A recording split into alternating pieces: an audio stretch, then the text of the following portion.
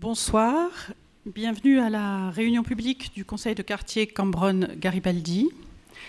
La présidente du conseil de quartier, Madame Marie Offray-Fanon, n'a pas pu être présente ce soir, donc je vais la remplacer pour cette séance. À l'ordre du jour, on va examiner d'abord faire un point sur le PLU. Ensuite, il y aura la présentation de l'Agence parisienne du climat. Ensuite, le plan climat 2024-2030.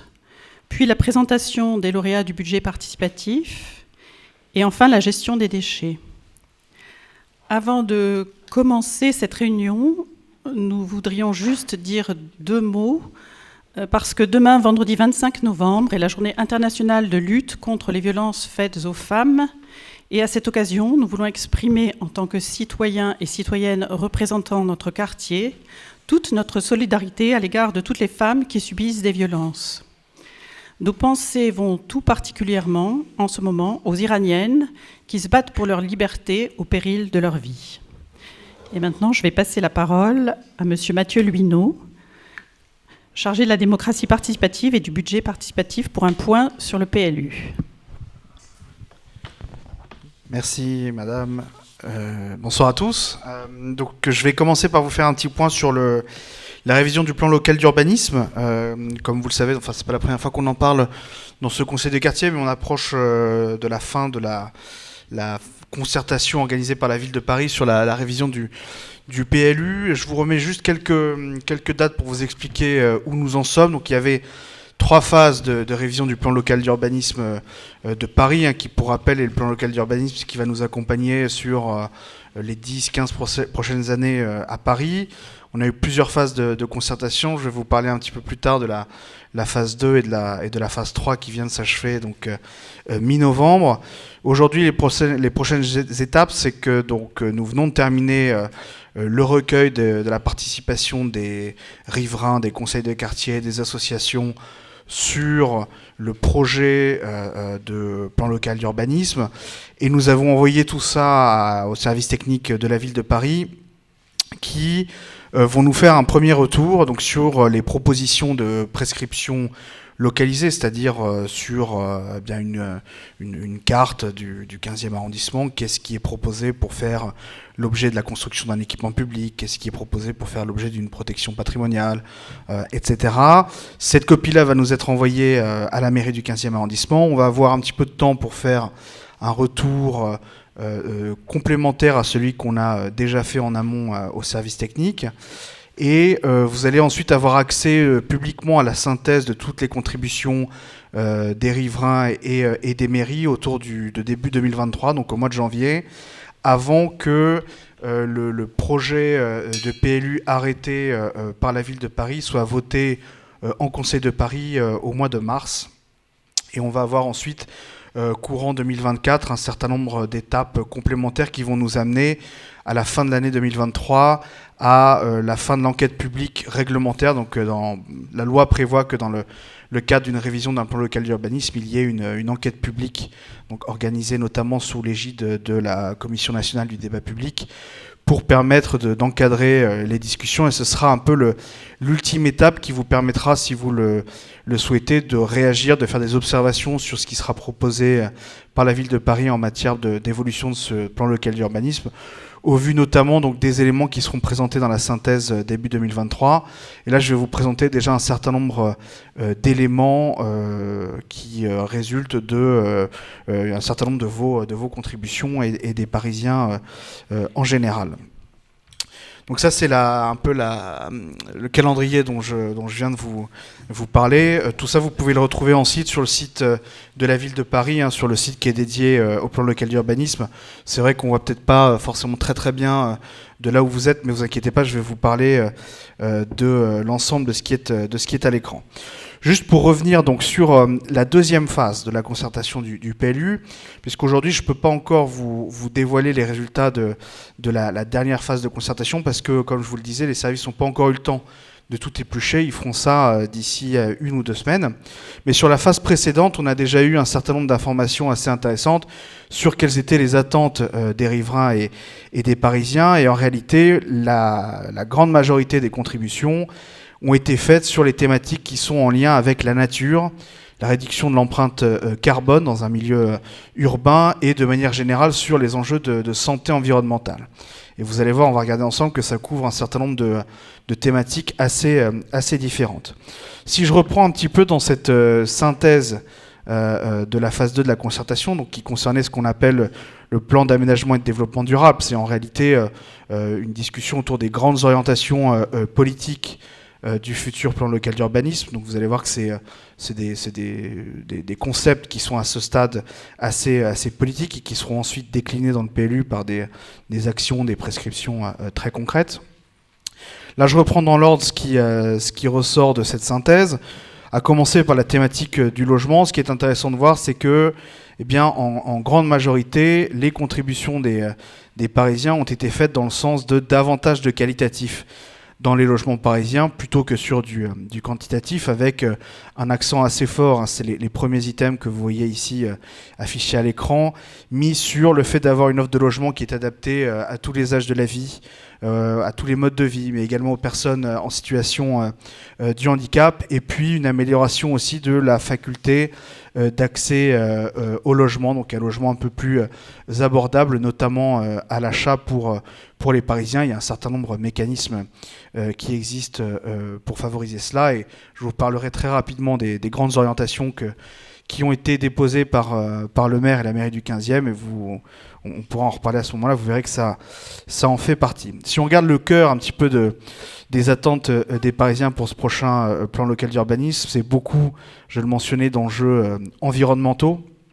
Vous avez notamment été assez nombreux à demander une meilleure lutte contre les nuisances sonores et les pollutions visuelles, avec un accent aussi mis sur la qualité de l'air, hein, qui était le premier item qui revenait sur les enjeux de santé environnementale.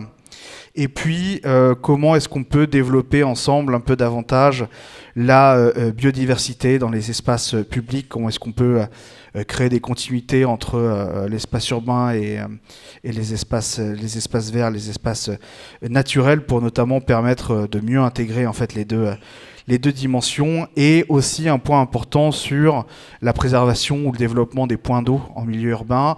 Notamment, on en parlera peut-être quand on parlera du plan climat, mais ça a une importance aussi dans la perspective de cette révision du plan climat. Et sur d'autres quartiers, par exemple, on a eu la bonne surprise, par exemple, de voir que les bassins, les réservoirs de Grenelle, hein, qui pendant très longtemps ont été, je dirais, défendus par le maire et ma collègue Claire de Clermont-Tonnerre, qui souhaitait les préserver au titre de la protection Ville de Paris.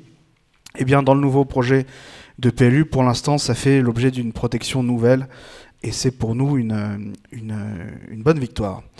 Si on continue un petit peu sur vos différentes attentes sur le prochain PLU, il y a eu un accent assez fort mis sur l'éco-rénovation des bâtiments. Là aussi, vous allez voir, ça rejoint la thématique un petit peu de la révision du plan climat et certains dispositifs mis en place par la ville, mais aussi l'exemplarité dans les nouvelles constructions. Donc quand on a des nouveaux bâtiments qui sont construits, faire en sorte de s'assurer qu'il y ait une exemplarité de la maîtrise d'ouvrage.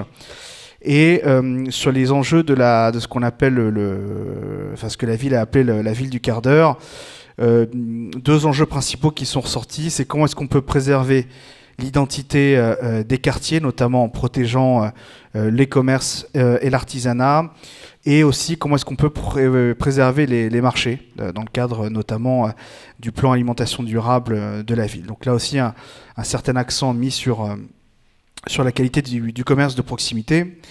Et j'arrivais un petit peu à la fin des grandes orientations, des grandes demandes qui ont été faites dans cette révision du PLU, mais il y avait donc toujours cette notion d'intégration de la nature, hein. Vous voyez, il y a des thématiques quand même un petit peu transversales qu'on retrouvait de thématique en thématique, mais aussi la transformation du bâti. Donc prioriser peut-être davantage l'adaptation, la réhabilitation du bâti existant plutôt que la construction neuve, et davantage protéger les espaces végétalisés dans leur ensemble.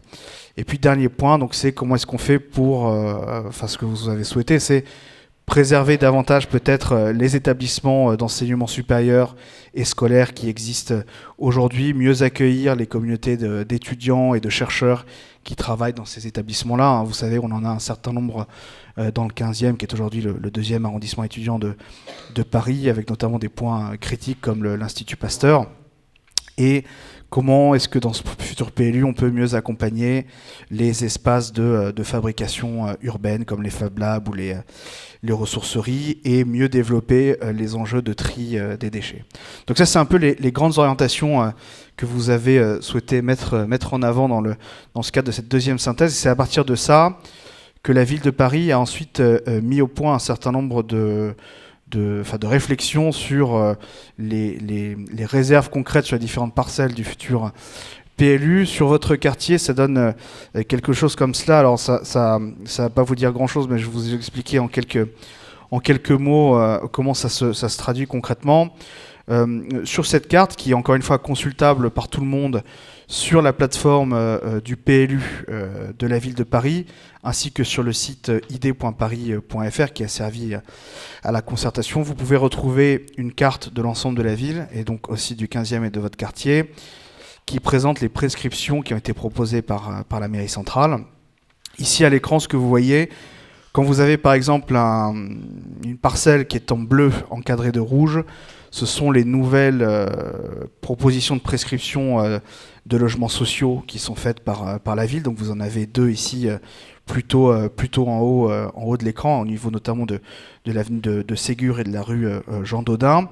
Et puis vous avez, autre exemple, les parcelles qui sont en noir encadrées de rouge, qui sont des parcelles qui vont faire l'objet d'une proposition de prescription, de protection ville de Paris, donc une PVP, avec un certain nombre de lieux emblématiques, par exemple le croisement de la rue Cambronne et de la rue Le Courbe, qui sont des anciens bâtiments un peu type faubourien, et donc qui ont fait l'objet d'une proposition de protection par la mairie centrale. Et nous, c'est aussi quelque chose qu'on avait proposé. Là-dessus, il y a un certain nombre de pastilles bleues que vous pouvez voir ici. Ce sont les propositions concrètes qui ont été faites par les riverains, et c'est ça qui est en cours d'étude par la ville de Paris. Donc c'est-à-dire que par-dessus cette carte que je vous présente là, qui préexiste aujourd'hui, tout ça va être repassé à la moulinette, et les observations qui ont été faites par les riverains et par la mairie du 15e vont être étudiées, et c'est ça qui va nous être renvoyé à nous, mairie du 15e, dans les semaines qui viennent, et c'est là-dessus que les mairies d'arrondissement vont aussi se prononcer. Donc ça, c'est en fait les principales orientations de cette deuxième phase de concertation. Moi, j'ai juste un premier retour sur la dernière phase pour vous dire que, eh bien, à nouveau, c'est vraiment les enjeux des espaces verts et du patrimoine qui ont fait l'objet du plus de propositions de la part des riverains, de la part des habitants, avec vraiment une dominance très forte sur les enjeux d'espaces verts, et aussi donc sur la protection du patrimoine. Ça se retrouve en partie sur votre quartier. Il y a beaucoup de propositions de protection d'espaces verts et de propositions de protection ville de Paris sur un certain nombre de bâtiments. C'est ce qu'on peut retrouver sur la carte que vous pouvez consulter sur le site du PLU. Sans trop, je dirais, rentrer dans le détail, parce qu'on attend les retours de la ville avant d'avoir des positions, je dirais, un peu plus publiques. Moi, ce que je peux vous dire de ce qui est souhaité par Philippe Goujon, le maire du 15e, et mes collègues et moi, au niveau du 15e arrondissement, c'est des propositions qu'on a fait à la ville autour de trois axes. Le premier axe, c'est le logement. Ce qu'on souhaite, nous, c'est favoriser davantage de mixité sociale en allant vers le logement intermédiaire. Ça, c'est un premier axe de propositions. Il y a eu un certain nombre de propositions d'évolution de réserve logement social. Le maire demande à ce que ce soit réétudié et transformé en logement intermédiaire pour une bonne partie d'entre elles. Ce qu'on demande aussi, c'est qu'il y ait davantage d'attention qui soit donnée à l'accueil des étudiants et des chercheurs. C'est quelque chose aussi sur lequel on se bat depuis pas mal de temps, et que systématiquement, quand il y ait des grandes programmations de logement, ce soit accompagné de création d'équipements municipaux, puisque vous savez peut-être pas, mais le 15e est un arrondissement qui est assez mal loti au niveau de Paris, si on regarde le ratio logements créés, équipements municipaux créés en même temps. Donc ça fait aussi partie d'un des d'une des demandes assez fortes qui seront celles du maire. Le deuxième axe, c'est évidemment les espaces verts et le patrimoine en général. Nous, on a formulé une centaine de nouvelles protections Ville de Paris pour protéger le patrimoine existant dans le 15e arrondissement et une trentaine de demandes supplémentaires de protection d'espaces verts ou de zones nouvellement végétalisables. Tout ça pour protéger un petit peu les trames vertes, les cœurs d'îlots dans l'arrondissement. Et puis le dernier axe, c'est plutôt la préservation un peu d'un usage mixte de l'arrondissement. Aujourd'hui, le 15e arrondissement est prévu pour être une zone à prioriser en développement de logements. Ce que le maire a souhaité, c'est qu'on n'oublie pas le développement de l'activité économique. Donc ça rejoint l'idée de continuer à créer des linéaires de protection du commerce et de l'artisanat. On en a proposé 5 ou 7 pour le prochain PLU. Et puis donc créer dans le 15e arrondissement cette zone en réalité de priorité au développement mixte, donc à la fois logement et activité économique, puisque le 15e est déjà un arrondissement avec une certaine attractivité économique, mais le renforcer permet aussi de créer de l'activité pour nos commerçants et ça permet aussi plus généralement de dynamiser l'arrondissement. Voilà un petit peu les grandes orientations sur le PLU et ce que je voulais vous partager un peu de notre vision, donc ce qu'on a déposé dans notre copie. Et puis ensuite, vous le verrez, on organisera sans doute une grande réunion publique pour tous les quartiers, pour présenter un petit peu quelle est notre perception sur ce qui sera le retour de la mairie centrale sur cette proposition de PLU. Et puis de toute façon, d'ici à la fin 2023, on aura plein d'autres occasions d'en rediscuter ensemble pour ceux qui souhaitent continuer à partager des idées. Tout ça, comme je vous le disais, nous mènera à cette ultime phase de concertation où vous pourrez vous exprimer lors de l'enquête publique réglementaire sur le PLU. Voilà, je ne sais pas si vous avez des questions sur ce plan local d'urbanisme, auquel cas je serais ravi d'y répondre. Encore une fois, tout ce que je vous ai présenté peut être consulté sur le site id.paris.fr ou sur le site de la mairie de Paris. Il y a une page qui est dédiée au plan local d'urbanisme et vous pouvez consulter notamment les cartes, les différentes synthèses, etc. Oui, je crois que madame a une question.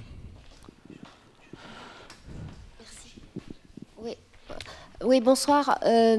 Ça fait très longtemps que je n'ai pas participé à ce genre de conseil, ça fait très longtemps, mais j'y avais participé à l'époque lorsque l'hôpital Necker, le nouvel hôpital Necker, était construit, ou devait être construit. On devait déplacer certains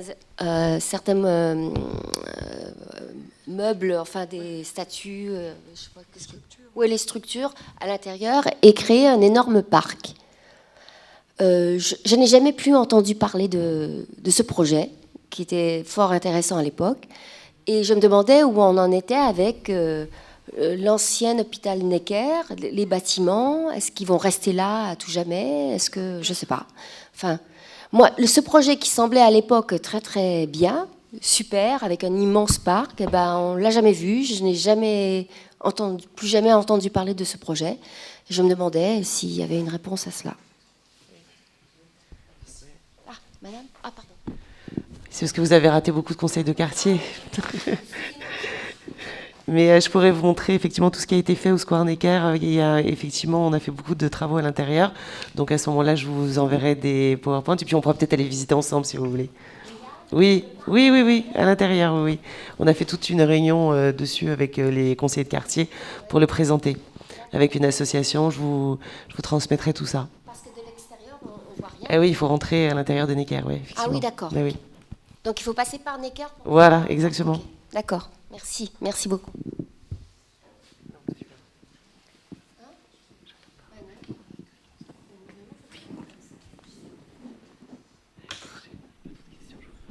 En tout cas, merci beaucoup Mathieu pour ton intervention sur ce thème. On passe à un autre thème, pas d'autres questions? Non. Je voudrais... C'est maintenant la présentation de l'Agence parisienne du climat par Madame Juliette Canté, conseillère France Rénov', sur la rénovation énergétique des copropriétés.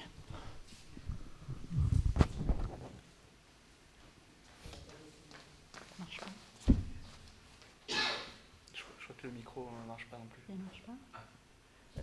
Essayez de voir quand même.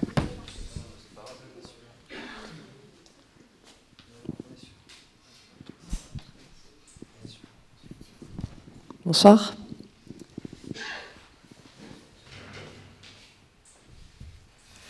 Donc, je m'appelle Juliette Canté et je suis conseillère sur la rénovation énergétique des copropriétés à l'Agence parisienne du climat.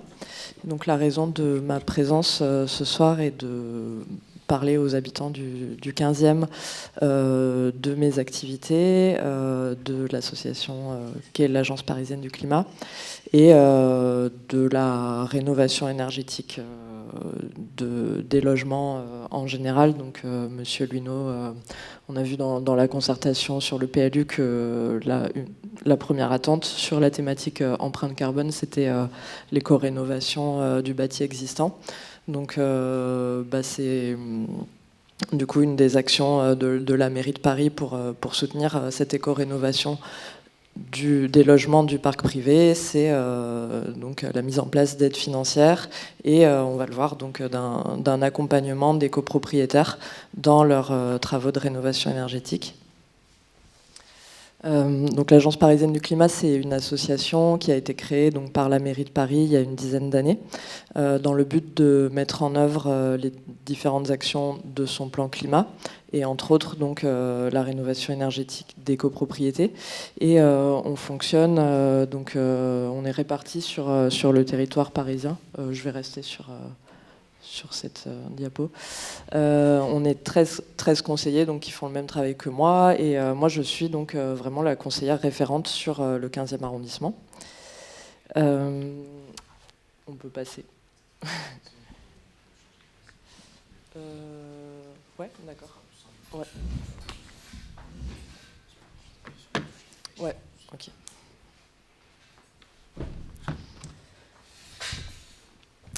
Et donc, depuis plusieurs années, on a accompagné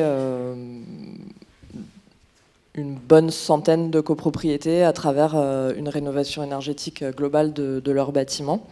Et donc, on en a tiré certains enseignements sur ce qui fait qu'un projet de rénovation énergétique réussit. Et notamment le fait pour les copropriétaires d'être accompagnés dans toutes les phases du projet. Et c'est pour ça qu'on a ce système de conseillers dédiés à un arrondissement et la possibilité pour les copropriétaires qui ont une réflexion sur la rénovation de leur immeuble, d'être en contact donc avec un conseiller dédié qui va pouvoir leur assurer des informations neutres et indépendantes sur les aspects techniques de la rénovation, les aspects juridiques, financiers. Donc voilà, moi j'accompagne les copropriétaires par exemple dans la recherche de professionnels pour la réalisation d'études. Je les aide à s'y retrouver dans les aides financières où je leur donne des conseils sur le fonctionnement juridique de la copropriété, etc. Donc ça, c'est le premier point. Le second point indispensable pour réussir un projet de rénovation énergétique, c'est de disposer d'outils d'aide à la décision. Et pour ça, on encourage les copropriétés à réaliser, dans un premier temps, ce qu'on appelle un diagnostic technique global. Donc c'est une étude qui va être réalisée sur le ou les immeubles par un ingénieur et un architecte et qui va permettre aux copropriétaires d'avoir un état des lieux techniques de leur bâti et une visibilité sur les besoins de travaux à plus ou moins long terme. Et donc c'est dans cette logique-là que les copropriétaires vont pouvoir voir quels sont les travaux les plus urgents, quels travaux de rénovation énergétique peuvent être réalisés en même temps. Donc là, je pense notamment au fait d'associer une isolation thermique par l'extérieur à des travaux de ravalement de façade ou des travaux d'isolation de la toiture à des travaux de rénovation qui doivent être faits dans tous les cas sur la toiture. Et donc dans cette étude, ce diagnostic technique global, il va y avoir aussi un chiffrage de ces travaux et une première étude des aides financières qui pourraient être obtenues en réalisant ces travaux. Et ce diagnostic technique global, il est soutenu par la mairie de Paris par le biais d'une aide financière. Voilà. Et ensuite, le troisième aspect de notre activité qui est très important pour encourager vraiment les copropriétaires à se lancer dans ces démarches de rénovation énergétique, c'est de leur permettre de découvrir des projets réalisés près de chez eux qui ont été réalisés avec succès, qui sont terminés. Et pour ça, on organise notamment des visites de copropriétés ouvertes au public. On met les copropriétaires en contact les uns avec les autres quand on voit qu'il y a des projets d'immeubles similaires. On organise aussi des réunions en ligne régulièrement sur différentes thématiques. Et donc actuellement, la rénovation énergétique, on en parle de plus en plus, et c'est plutôt le bon moment pour commencer à s'en préoccuper en tant que copropriétaire. Bon, en premier lieu d'abord parce que c'est ce qui va permettre de réduire sa facture d'énergie dans un contexte où les coûts de l'énergie sont de plus en plus volatiles. La rénovation énergétique et notamment les travaux d'isolation, ça permet aussi d'améliorer fortement le confort des logements en réduisant ce qu'on appelle l'effet de parois froides sur les murs, donc qui va vous permettre à la fois de consommer moins de chauffage, mais aussi de vous sentir mieux dans votre logement. C'est un moyen évidemment de contribuer à réduire les émissions de gaz à effet de serre et les déchets nucléaires. Ça va permettre aux copropriétaires d'augmenter la valeur immobilière de leurs biens. Et enfin, donc on le voit beaucoup en ce moment, se poser la question de la rénovation énergétique dès maintenant, ça permet d'anticiper le renforcement des réglementations qui sont en train d'évoluer actuellement. Et en premier lieu, les interdictions de mise en location des logements passoires énergétiques qui vont débuter dès l'année 2023. Voilà, ensuite j'avais prévu de vous présenter deux exemples de projets qui ont été accompagnés. Le premier dans le 15e arrondissement, rue Castagnari. Donc, vous voyez que donc apparaissent les étiquettes énergétiques de l'immeuble avant et après travaux. Donc, ce qui permet de voir, d'avoir une estimation des économies d'énergie qui peuvent être réalisées. Les coûts aussi, donc pour ce projet de rénovation, ont été d'environ 17 000 € par logement. À savoir, c'est un immeuble qui avait besoin d'être, dont les façades avaient besoin d'être avalées dans leur intégralité et la chaudière collective d'être rénovée. Donc c'est des coûts qui dans tous les cas auraient dû être engagés par les copropriétaires. Et donc des économies d'énergie estimées à 63%. Et ensuite un exemple d'immeuble cette fois du 19e siècle, parce que j'ai remarqué donc en discutant avec les copropriétaires qu'il y avait souvent cette idée qui revenait qu'à Paris, on pouvait faire assez peu de travaux parce que tout était très protégé et les façades des immeubles ne pouvaient pas être modifiées. Donc là, on a l'exemple d'une façade qui a été isolée par l'extérieur et dont les mots des natures, donc tout ce qui est ornementation, décoration sur la façade, ont été reproduites à l'identique. Et même quand il n'est pas possible de modifier la façade qui donne sur la rue, il y a toujours la possibilité d'étudier la possibilité d'isolation sur les façades côté cour ou également sur les murs latéraux de l'immeuble ou en toiture. Donc c'est pour ça que nous, on conseille toujours aux copropriétaires de commencer par réaliser un diagnostic de leur immeuble. Voilà. Ensuite, au niveau des aides, je vais peut-être pas trop rentrer dans le détail ce soir, ou peut-être, si ensuite il y a des questions, n'hésitez pas. Mais en tout cas, on peut distinguer les aides. Il y a deux catégories d'aides. D'une part, pour la définition du projet, donc un peu en amont. Donc ça va être l'aide pour la réalisation d'un diagnostic technique global dont je vous parlais, ou aussi pour l'engagement d'un maître d'œuvre, d'un architecte pour concevoir le projet de travaux. Donc ça, c'est des aides qui existent au niveau local. Et ensuite, il y a les aides à proprement parler, quand les travaux sont votés et vont être réalisés. Donc l'aide nationale MaPrimeRénov' copropriété, une aide qui s'appelle les certificats d'économie d'énergie et aussi des aides complémentaires de la ville de Paris. Et la particularité de ces aides, c'est que dans leur majorité, elles sont conditionnées à un certain gain énergétique des travaux. C'est-à-dire que les financeurs, pour attribuer l'aide, vont demander aux copropriétés de justifier que les travaux permettent un certain gain énergétique, donc un certain montant d'économie d'énergie. Donc ça, c'est quelque chose qui peut être déterminé dès l'étape du diagnostic en copropriété. Donc c'est encore une des raisons favorable à la réalisation de ce diagnostic. Voilà, j'en ai fini de ma petite présentation. Ce qu'il faut retenir, c'est que si jamais vous êtes intéressé par du conseil sur la rénovation énergétique de votre copropriété, le mieux pour être mis en contact avec moi, c'est de s'inscrire sur notre site internet qui s'appelle Coach Copro, donc de créer un compte et vous serez ensuite recontacté. Et voilà, moi j'en ai fini, mais je peux prendre quelques questions s'il y en a.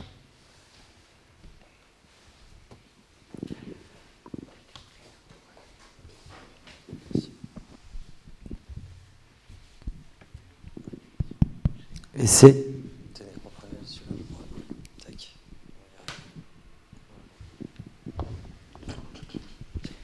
Merci. Bonsoir, Karine Legrand. Je m'interroge sur... vous dites 17 000 euros de frais par propriétaire. Est-ce qu'on sait en combien de temps il rentabilise ces 17 000 euros? Parce qu'en fait, là, on parle d'une performance énergétique à un gain de 63%, mais on ne voit pas, on n'a pas leurs dépenses et on ne sait pas en combien d'années ils rentabilisent ces 17 000 euros, parce que 17 000 euros, c'est quand même une somme, et ça fait quelques années de chauffage malgré tout. Et quel est le rapport gain, investissement, durée, de rentabilité, et par rapport à l'esthétisme aussi? Est-ce que ça ne... Il y a des changements quand même de façade. Moi, ça me paraît très important comme somme pour rentabiliser ça en quelques années, pour un foyer moyen. Alors c'est une question en effet qui est importante, celle du retour sur investissement, et qui nous est souvent posée par les copropriétaires. Pour cette copropriété, je l'ai pas. Et ce que je peux vous dire, c'est que globalement, c'est un indicateur qu'on met assez peu en avant, parce qu'en fait, la rénovation énergétique, il y a plein d'arguments qui peuvent... pas qui sont plus importants, mais qui vont encourager les copropriétaires à le faire, et notamment le fait de raisonner en termes de besoins de travaux à long terme, puisque là, donc, je le dis encore une fois, c'est une copropriété qui devait être ravalée et dont la chaudière devait être remplacée. Et ça, quand vous faites un ravalement de façade sans isolation, vous ne vous posez pas la question de en combien d'années ça va être rentabilisé. Ça va augmenter la valeur immobilière des biens, mais il n'y aura pas de... Oui, je comprends l'intérêt, mais je veux dire que 17 000 euros, combien aurait coûté un ravalement classique? Et cette différence, combien de temps faut-il pour l'absorber? Très bonne question. Justement, ce qu'on observe, c'est que le surcoût lié à l'isolation est assez peu élevé par rapport au coût d'un ravalement sans isolation, puisque la majorité du coût réside dans l'installation d'un échafaudage. Et ça, c'est justement des choses qui peuvent être chiffrées dans le cadre du diagnostic et qui vont montrer aux copropriétaires, en gros, quels avantages ils ont à intégrer l'isolation en plus du ravalement. Parce que souvent, ça va leur permettre d'accéder à des aides financières qui vont prendre en charge ce surcoût. Donc nous, c'est tout le jeu qu'on essaie de faire avec les copropriétaires, c'est de en fait, les encourager à aller un peu plus loin pour débloquer certaines aides financières. Et c'est vrai que souvent, on se rend compte que c'est le cas et on a des beaux projets qui sortent comme ça. Voilà. Mais je vous sens sceptique, donc je vous invite vraiment à entrer en contact avec nous. 16 000 euros par foyer, aujourd'hui, ça me semble être... oui, après, un ravalement, il faut le faire tous les... Enfin, la mairie de Paris oblige les ravalements sur rue tous les 10 ans, donc c'est 15 ans, mais... 15 ans, pardon. Voilà, c'est une somme. Et cette copropriété était sous injonction de ravalement quand elle a décidé de faire son projet. Ouais. Et l'autre petite copropriété, la suivante, on est à 9 000 euros quand même. Et contrairement à votre précédent slide, où le 63% était en positif, là, il est en négatif à moins 58. Ah oui, c'est alors, une erreur, je ne sais pas la performance, dans quel sens on doit l'entendre. On a bien une baisse des consommations d'énergie. De 58%. Oui. Et donc, qui représente une facture moyenne, on n'a pas d'idée. Global de chauffage. Ça, si vous voulez, je peux vous envoyer. C'est une question assez complexe parce qu'il y a. Enfin, ça peut être assez complexe de mesurer vraiment les économies effectives, mais on a rédigé une étude il y a quelques années sur le sujet où on a en fait posé des instruments de mesure dans plusieurs copropriétés avant et après travaux pour avoir vraiment un suivi très fin des économies d'énergie qui étaient réalisées. Donc, si vous me laissez votre mail, je peux vous l'envoyer sans problème. D'accord. Merci. Et il y avait une question, deux questions même. Ouais. Si vous prenez le micro, s'il vous plaît, parce que c'est enregistré, je vous remercie. Bonsoir. Je me posais deux questions. La première, c'est est-ce que du coup vos interventions, c'est que sur les immeubles et donc les copros, ou ça peut être dans les logements, vous voyez, individuels? Et l'autre question que je me posais, c'était justement par rapport à cette slide, j'ai bien en tête que c'est un exemple, et que c'est l'exemple de immeuble du 19e, donc pas évident à rénover. Mais du coup, quand même, c'est une étiquette D. Et en fait, je me pose la question pas là en termes d'économie d'énergie, mais en termes de rénovation tout court, quoi. Ça veut dire que sur des immeubles comme ça, en investissant, en faisant les travaux, on n'arrive que, entre guillemets, à du D, quoi. On ne peut pas aller plus loin. Voilà. Alors, première question, est-ce qu'on accompagne aussi les propriétaires de logements? Oui, mais pas de la même manière. Sur les copropriétés, on a vraiment un service d'accompagnement dédié, personnalisé sur le long terme, alors que sur les logements, on va être plus sur des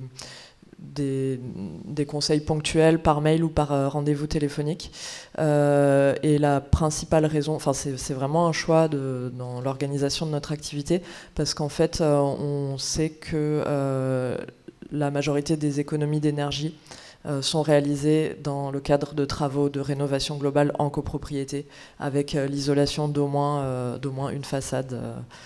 Donc voilà, finalement, ce qu'on appelle le gisement d'économie d'énergie sur les logements est assez peu élevé, et c'est ce qui fait qu'on a moins mis de moyens sur l'accompagnement des propriétaires en logement.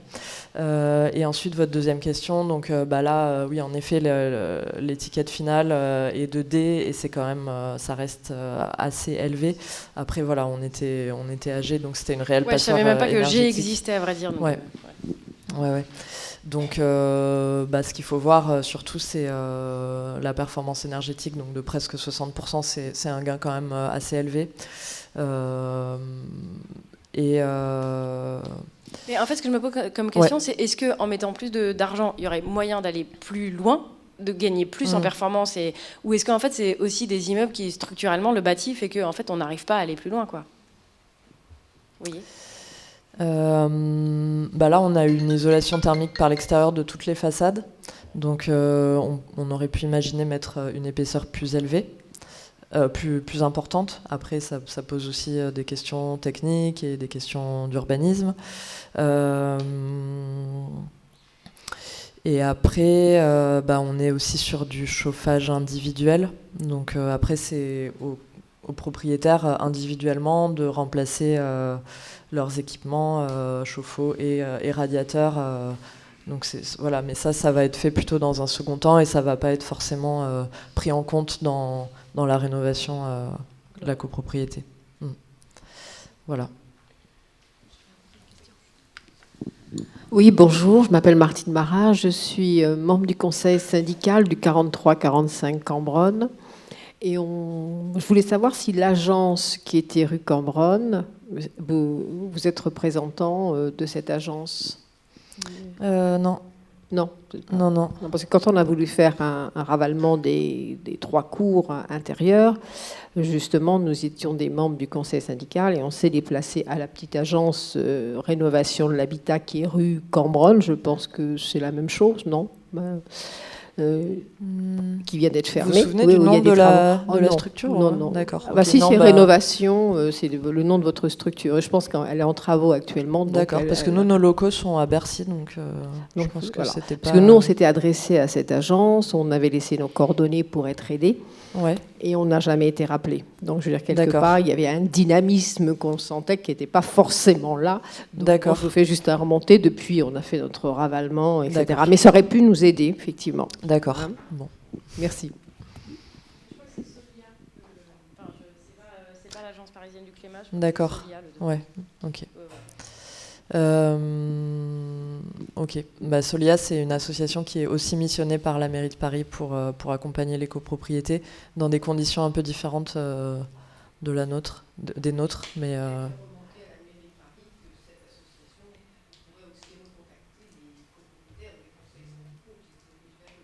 D'accord.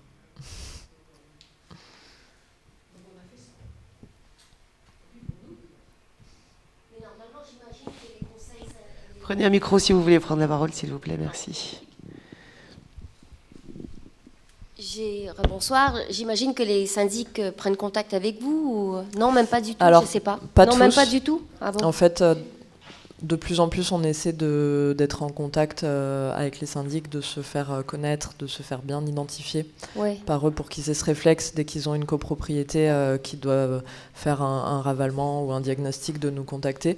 Mais c'est pas toujours le cas. Donc, et nous, on privilégie quand même le contact direct avec le conseil syndical. Ouais. D'accord. Même si c'est toujours bien d'avoir le syndic. Mais lorsque les 5 000 et 10 000 euros de subvention d'aide, c'est donné à la copropriété ou on peut avoir le droit à ça ou... je sais pas si... Alors, les 5 000 euros d'aide, c'est pour la réalisation du diagnostic technique global. D'accord. Et donc, pour en bénéficier, il faut être accompagné par l'Agence parisienne du climat, donc en contact avec moi, et réaliser un diagnostic qui est conforme à un document qu'on a rédigé dans lequel figurent toutes nos exigences. Donc, nous, on s'assure que les copropriétés réalisent bien une prestation de qualité, voilà, en contrôlant notamment les devis. Et à partir de là, on valide la subvention auprès de la mairie de Paris. Ok. Donc c'est soumis à votre validation, quoi. Voilà. D'accord, très bien. Ok. Je sais pas si on a encore 5 minutes, je pense. Oui, bonsoir, Bertrand Lepeu. Je suis dans un immeuble collectif et je me pose la question, est-ce que vous avez, dans les exemples que vous nous présentez, rénové les baies vitrées, passage de simple vitrage à double vitrage? De manière collective? Puisque c'est privatif. Oui. Donc, est-ce que c'est pas gâché si certains propriétaires refusent? En fait, nous, on encourage les copropriétés à procéder au changement de leurs fenêtres de manière groupée. Parce que ça permet des économies et ça permet de faire intervenir une entreprise dans de meilleures conditions. Et après, au niveau des aides financières, ça peut être intéressant aussi de le faire tous ensemble parce que ça va être pris en compte dans le calcul du fameux gain énergétique qui permet l'accès aux subventions, même si c'est des travaux en partie privative. Donc là, en ce moment, il y a une copropriété de Beaugrenelle qui est en chantier et qui a un projet de ce type, une tour avec la majorité des façades qui est constituée de parois vitrées. Et eux, ils procèdent au changement de l'ensemble de leurs fenêtres. Et c'est un projet qui est subventionné. Et existe-t-il une jurisprudence qui permettrait d'imposer à ceux qui ne veulent pas une augmentation de leurs frais de chauffage en collectif? C'est une question ou vous m'informez de... C'est une question. Est-ce qu'il existe une jurisprudence? Non. Parce que finalement, c'est les autres qui Par chauffent. contre, si vous votez en AG le changement des fenêtres, vous avez la possibilité de le voter en travaux d'intérêt collectif. Et ça peut obliger les copropriétaires à changer leurs fenêtres. Mais je vous propose du coup vous inscrire sur notre site internet pour qu'on puisse en rediscuter. Je pourrais vous apporter plus d'explications et aussi les références réglementaires. Merci. Bonjour, moi ma question elle est sur ce type de projet, par exemple, les aides de la mairie de Paris, elles s'élèvent à combien ? Alors ce projet-là, il a été fait à une époque où le système d'aide était différent. Mais là, la mairie de Paris a redéfini ses montants d'aide. Et en fait, les taux vont varier en fonction du gain énergétique. Et alors,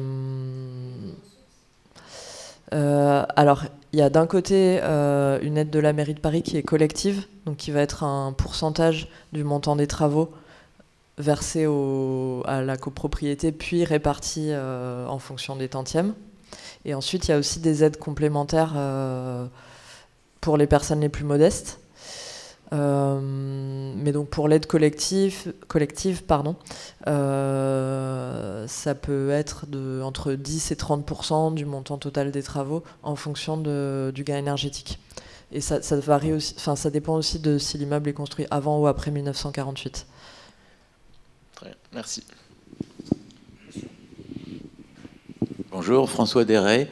Je suis président du conseil syndical d'une copropriété avenue de Ségur. Oui, on se connaît. Je voulais simplement témoigner qu'effectivement, on est entré dans le dispositif de l'Agence parisienne du climat et de Coach Copro, et nous sommes accompagnés par Madame Cantet, et nous en sommes à la première phase, c'est-à-dire qu'on vient de voter en Assemblée générale la réalisation d'un DTG.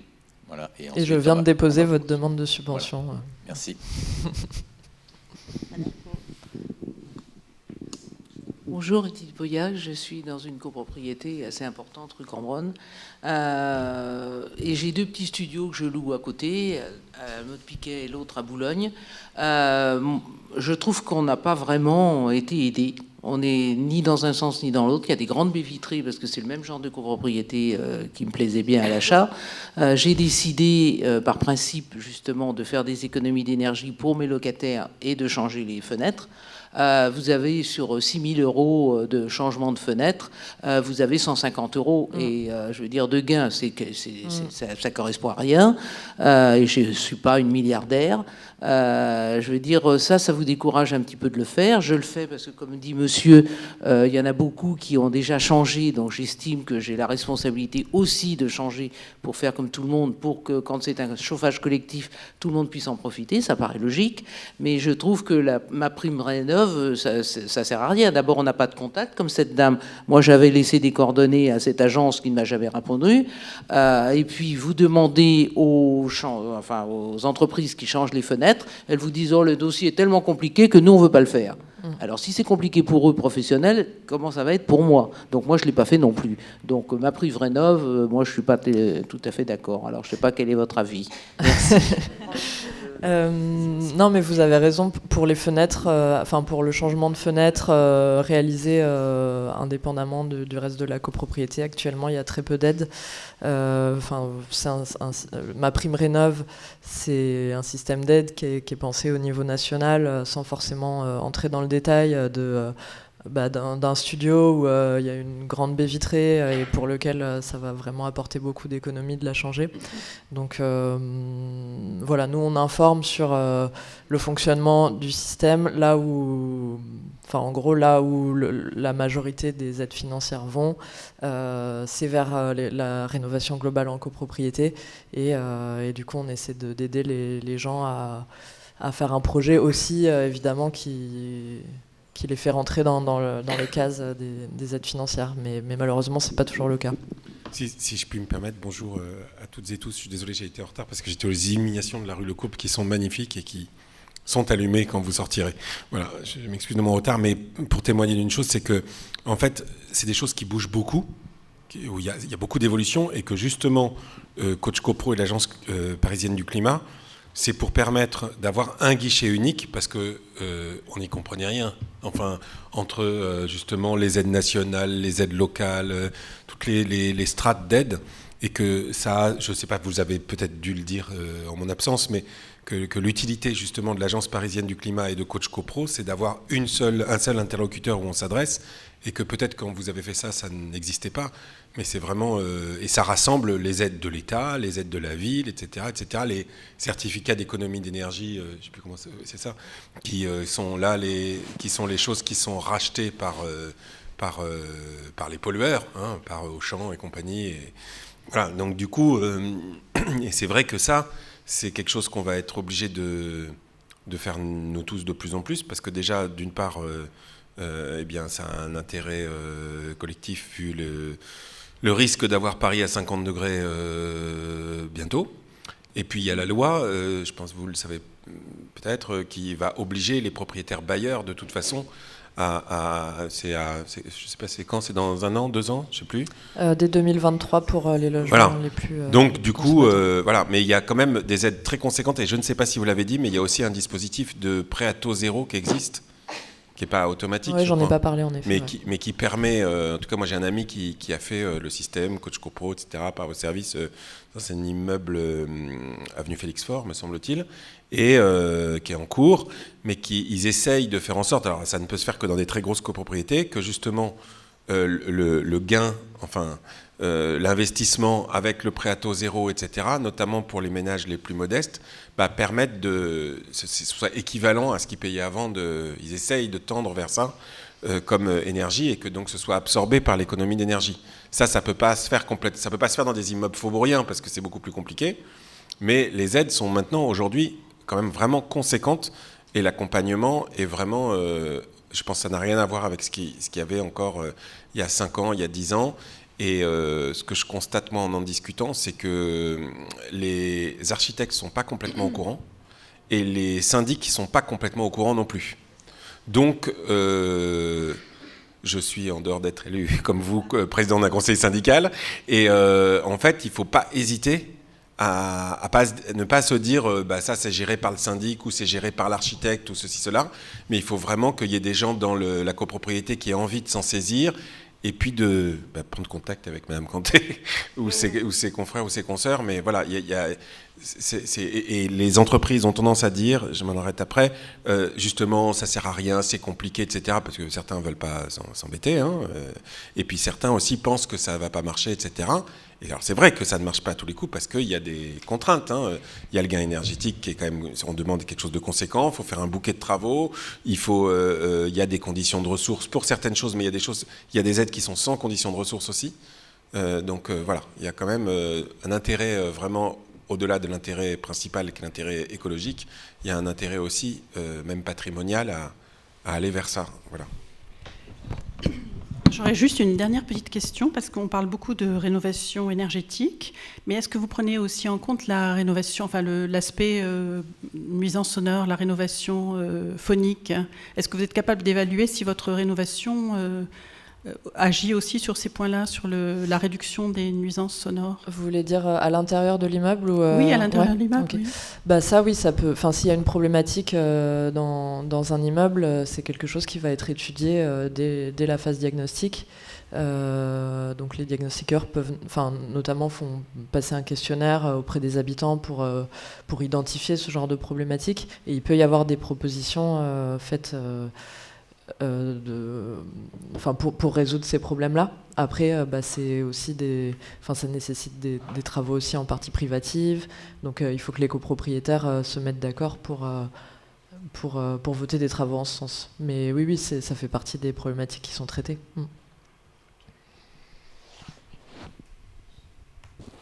Allez-y. Oui, juste pour savoir, les travaux, par exemple, l'isolation par l'extérieur, est-ce que bénéficie également de garanties décennales? Est-ce que vous suivez le projet? Est-ce que vous vérifiez les matériaux qui sont utilisés, s'ils sont vraiment en adéquation avec l'immeuble pour bien fonctionner? Parce que j'ai l'exemple d'un immeuble en face de chez moi, avec des ateliers d'artistes. Ils ont isolé de l'extérieur. Et maintenant, je sais pas, 7-8 ans après, tout est craquelé. Donc je me dis, mon Dieu, le résultat ne semble pas probant. Oui. Donc là, vous abordez la question qui est très importante du matériau qui est choisi pour isoler un immeuble.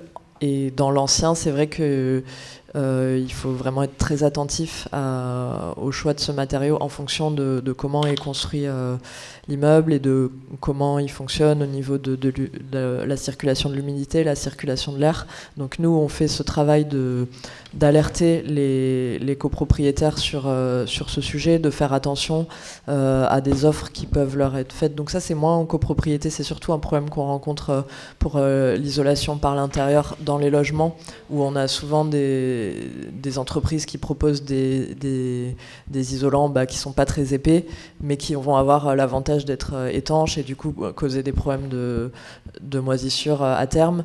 Et donc voilà, on sensibilise sur ce sujet. Après, le travail qu'on fait, c'est aussi de recommander des diagnostiqueurs et des architectes qui ont des références dans le traitement du bâti ancien et du bâti parisien. Et on a aussi, dans les projets qu'on a accompagnés et qui sont terminés, on a aussi des exemples de rénovation avec des matériaux notamment biosourcés qui sont vraiment bien adaptés aux constructions anciennes. Donc voilà, c'est un sujet qui nous intéresse et sur lequel on essaie de se tenir au courant. Merci. Une dernière question juste devant. Merci.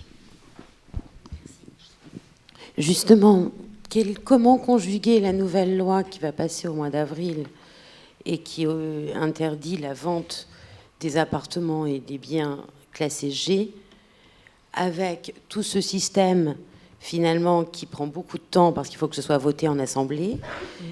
Le propriétaire qui n'a pas les moyens, comment peut-il faire? Parce qu'il ne peut pas vendre son bien, ou alors il peut le vendre avec un diagnostic qui lui coûte déjà très cher. Ouais. Et avec des recommandations qu'il devra imposer soit à son acheteur, soit à exécuter lui-même, en avançant les fonds sans avoir les moyens. Et il sera soumis de toute façon à l'approbation des travaux par l'Assemblée générale et sera bloqué quelque part. On arrive à des fins de non-recevoir à chaque étape du processus. Alors la loi, elle va porter uniquement sur la mise en location des logements passoires énergétiques, et ce sera au moment du renouvellement du bail, donc ça ne va pas porter sur la vente. Il y a pour la vente également. Écoutez, moi j'ai pas du 1er avril. Moi j'ai pas. Enfin, c'est quelque chose que j'entends souvent. Enfin, j'entends souvent des gens me dire ça, mais j'ai vraiment pas cette confirmation à vous donner. Ouais. Non. Là, la loi, c'est vraiment sur la mise en location, donc des logements au-delà de l'étiquette G à partir de cette année, et puis après progressivement. Donc 2028 pour les étiquettes E et 2035 pour les étiquettes... Non, pardon. 2028F, 2035E. Et donc ce sera au moment de la remise en location du bien. Donc ça laisse quand même... si vous avez un locataire en place, ça laisse quand même un peu le temps de voir venir. Et ensuite, moi, ce que je conseille, c'est de commencer à faire des démarches dès maintenant pour, dans le cas d'un contrôle, si jamais le propriétaire met en location son logement étiquette G alors que c'est interdit, pouvoir mettre en avant le fait que le projet de rénovation est en cours, et plus il sera avancé, plus à mon avis ce sera possible de faire valoir ça pour éviter d'éventuelles sanctions. Voilà. Après moi j'ai pas les détails de comment la loi va s'appliquer précisément, donc mon conseil s'arrête là. Merci. Merci beaucoup pour votre... Une autre question? Non. Merci beaucoup pour votre intervention. Merci d'être venu ce soir nous rencontrer.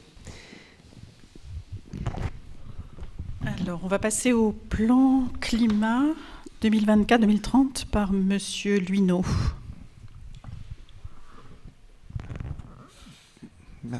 Merci Tony. Oui, alors rebonjour.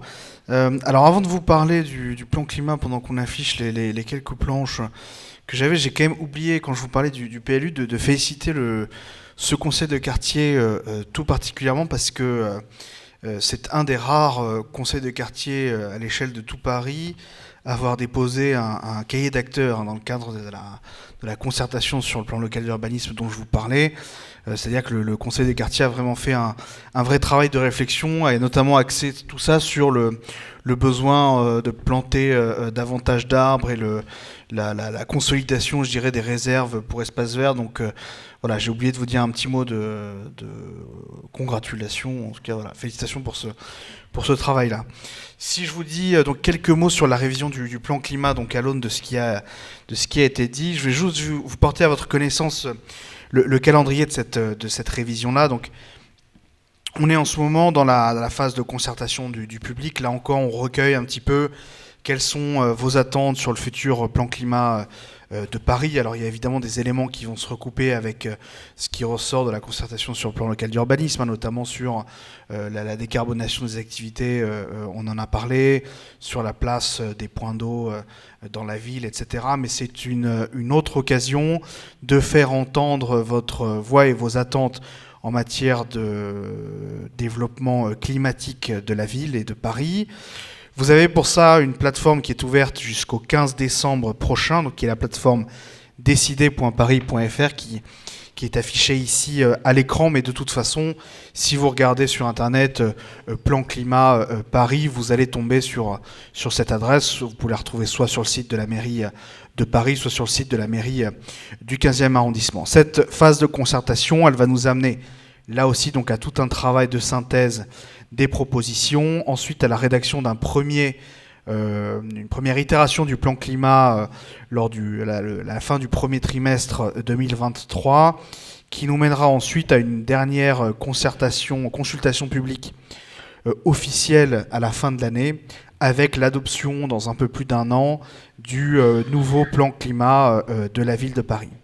Dans le cadre de cette procédure de consultation, à la mairie du 15e, nous avons organisé un certain nombre d'ateliers, d'événements. D'abord, fin septembre, une réunion de lancement que vous pouvez retrouver en ligne sur le site de la mairie ou sur YouTube, par exemple.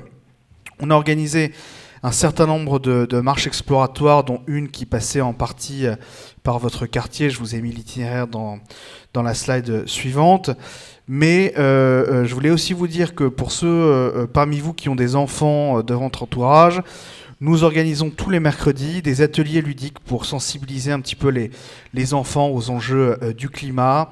Donc ça durera jusqu'à fin décembre, avec surtout des ateliers autour de la sensibilisation sur les enjeux de l'utilisation de l'eau, de l'alimentation bio et la gestion des déchets notamment. Donc ça nous permet aussi de sensibiliser les plus jeunes à ces enjeux-là.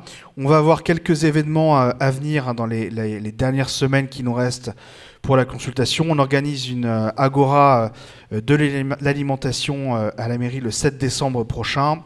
Et puis on a un atelier conférence le jeudi 8 décembre qui sera dédié aux enjeux de la préservation de l'eau. On va organiser ça à la piscine Blomet. Donc voilà, pour présenter un petit peu les différents dispositifs d'optimisation, des gestions de l'eau qui existent à la fois, donc ce qui est en cours aujourd'hui, et les nouvelles solutions un petit peu qui existent et qui sont proposées au développement par les villes. Ça, c'est l'itinéraire qui a été suivi lors d'une des 2 marches exploratoires que nous avons organisées, qui passait donc en partie par le quartier. Il y a déjà un certain nombre de retours donc, de cette marche exploratoire qui ont été mis en ligne sur le site décider.paris.fr. Je vous invite à aller regarder si c'est éventuellement des observations qui sont en ligne avec ce que vous pouvez penser des besoins d'un plan climat pour Paris, et éventuellement soit d'ajouter un petit mot pour aller dans le sens des observations qui sont mises en ligne, mais aussi de faire vos propres observations, vos propres remarques et propositions. Ce sera là aussi pris en compte par la ville, et puis on pourra ajouter ça aussi à la copie de la mairie. À date, sachez que dans tout ce qui est recommandations, propositions sectorisées donc par arrondissement, aujourd'hui le 15e arrondissement est l'arrondissement qui a fait le plus de propositions. Donc là aussi c'est plutôt encourageant, plutôt un bon signe. Je voulais aussi vous présenter en quelques éléments graphiques Alors vous verrez peut-être pas très bien de là où vous êtes, mais vous pouvez retrouver ça sur le site de la mairie du 15e. C'est un petit peu ce qu'on met en œuvre dans le cadre de cet enjeu climatique, plan climat. Donc je ne vais pas passer sur toutes les initiatives, mais vous avez évidemment tout ce qui est développement de la végétalisation, donc qui est un axe assez fort de développement avec des plantations d'arbres assez importantes, mais aussi des récupérateurs d'eau qu'on a installés dans plusieurs points de l'arrondissement, notamment au niveau du Clos Feuquière et du square Yvette Chauviré. Le macadam anti-îlot de chaleur qu'on a commencé à tester dans plusieurs points de l'arrondissement grâce notamment à un budget participatif et qu'on va essayer d'augmenter, je dirais, à chaque fois qu'on peut le faire et qu'il y a des travaux qui imposent la pose d'un nouveau macadam, parce que finalement c'est une expérimentation qui s'est avérée assez efficace pour les services. On a un certain nombre de sites de production d'énergie renouvelable qui ont été mis en place dans l'arrondissement, notamment un grand parc photovoltaïque, notamment sur le toit du gymnase Fédération, qu'on a inauguré, je crois, il y a un peu plus d'1 an et demi avec le maire et la maire de Paris, là aussi financé par un budget participatif. Et puis on a un système identique qui a été mis en place au niveau du site du ministère des Armées, avec là aussi un certain nombre d'initiatives de rénovation énergétique des logements. On vient d'en parler assez largement, mais donc à la fois dans le parc privé, mais aussi dans le parc social, avec un peu plus de 1600 logements qui ont été dans le parc social, qui ont été rénovés ces dernières années, mais ça fait l'objet d'un autre dispositif, c'est le dispositif Éco-Rénovons. Et puis, on en parlera peut-être tout à l'heure, un certain nombre d'initiatives aussi dans le recyclage des déchets. Peut-être qu'on abordera ça avec monsieur Fleureau. Donc ça, c'est juste un exemple d'initiatives qui sont prises au niveau de l'arrondissement pour essayer de coller un petit peu à cet enjeu climatique. Encore une fois, n'hésitez pas à vous rendre sur le site décider.paris.fr jusqu'au 15 décembre pour faire vos remarques, vos propositions si vous en avez, notamment peut-être que vous travaillez dans des secteurs qui sont liés à ces enjeux climatiques, et donc on est toujours preneur aussi d'avoir aussi les retours éventuellement des professionnels du secteur. Donc ça, c'était, voilà, je voulais juste vous donner un petit point d'étape sur cette révision du plan climat. À nouveau, si vous avez des questions, n'hésitez pas, et n'hésitez pas aussi à venir aux différents ateliers que nous organisons encore jusqu'au 15 décembre. Est-ce que vous avez des questions? Merci Mathieu. Bonsoir. Moi, j'ai une petite question sur, je pense que c'est lié au plan climat, sur les cours Oasis. Et je me demande comment, je sais qu'il y en a une dans le 15e, c'est les cours d'école qui sont transformés, enfin, qui font partie de plans de rénovation qui sont transformés pour notamment devenir des îlots de fraîcheur et puis être plus ludiques, etc. Je sais qu'il y en a une qui existe déjà dans le 15e, je crois, à l'école Emerio. J'ai vu que... Ici, il y a marqué qu'il y a tout un truc sur... il y a un panneau à l'entrée qui dit qu'il y a des travaux de végétalisation, etc. Et en fait, je me demande comment on rentre dans ce processus de cours Oasis, comment c'est possible, quoi. Enfin, comment on encourage ça et comment on peut avoir dans les autres écoles, je vise l'école Miolis, pour pouvoir avoir ces rénovations-là. Merci. Alors, il y en a plus d'une déjà mise en place au niveau de l'arrondissement. Il y a plusieurs moyens d'intégrer le dispositif. Déjà, je crois qu'il y a, avec les services des affaires scolaires, avec la DASCO, il y a un échéancier qui a été mis en place. Je ne saurais pas exactement vous dire, peut-être que certains de mes collègues auront des informations un peu plus détaillées là-dessus, mais il y a un autre dispositif qui permet d'en faire partie. J'en parlerai brièvement tout à l'heure, mais via le budget participatif, par exemple, c'est quelque chose qui sert aussi à financer des cours Oasis ou des installations de type cours Oasis. Vous verrez tout à l'heure, il y a une grosse enveloppe qui vient d'être votée par les habitants pour l'installation de ce type de projet de végétalisation de cours, etc. Donc c'est un des angles qui permet d'entrer dans ce dispositif-là, et ça permet d'insérer une école maternelle ou élémentaire dans ce type de dispositif. Je ne sais pas après sur l'échéancier de la DASCO si un de mes collègues a plus d'informations. Je ne connais pas parfaitement l'échéancier de la DASCO, mais en revanche, France, je crois que là, le BP, mais je pense que tu vas le détailler, les écoles se sont mobilisées, en fait. Moi, c'est dans le cadre dans l'école de mon petit garçon. En fait, on proposait des projets au budget participatif qui ont été ensuite regroupés. Et c'est un des projets, sans spoiler, pardon Mathieu. Voilà, non, mais et puis peut-être tu présenteras la slide où je crois qu'il y a 4 écoles dans le 15e, du coup, qui, voilà, ça a été voté cette année. Donc vous savez ce qu'il y a à faire. En fait, il faut mobiliser les parents de l'école, déposer un projet au budget participatif. Et ça, c'est un des canaux. Parce que sinon, évidemment, on en budgète un certain nombre. Mais ça se fait, comme il y a 50 écoles dans le 15e. Voilà. Donc ça, c'est aussi un moyen de mobiliser. Voilà. Je crois qu'il y avait une deuxième question. Oui, je vous remercie. Bonsoir. Alors, concernant les idées citoyennes, là, je suis actuellement sur le site, il y en a déjà quelques-unes, c'est intéressant. Là, si je comprends bien, on peut tout à fait rajouter donc des propositions qui vont être ensuite soumises à des votes des riverains, c'est ça ? Alors vous allez sur la plateforme, vous déposez, donc vous pouvez localiser notamment avec les petites pastilles bleues là, un petit peu comme je vous ai montré pour le plan local d'urbanisme. Vous déposez l'idée, vous expliquez en gros en quoi ça consiste. Après donc ce sera traité par les services centraux techniques de la ville, notamment, il y a un service au niveau de la direction du climat qui s'occupe de ça, et ce sera ensuite intégré dans la synthèse donc, qui sera présentée au mois de janvier 2023. Donc ce sera incorporé dans ce travail-là de synthèse. D'accord, donc en termes excuse-moi.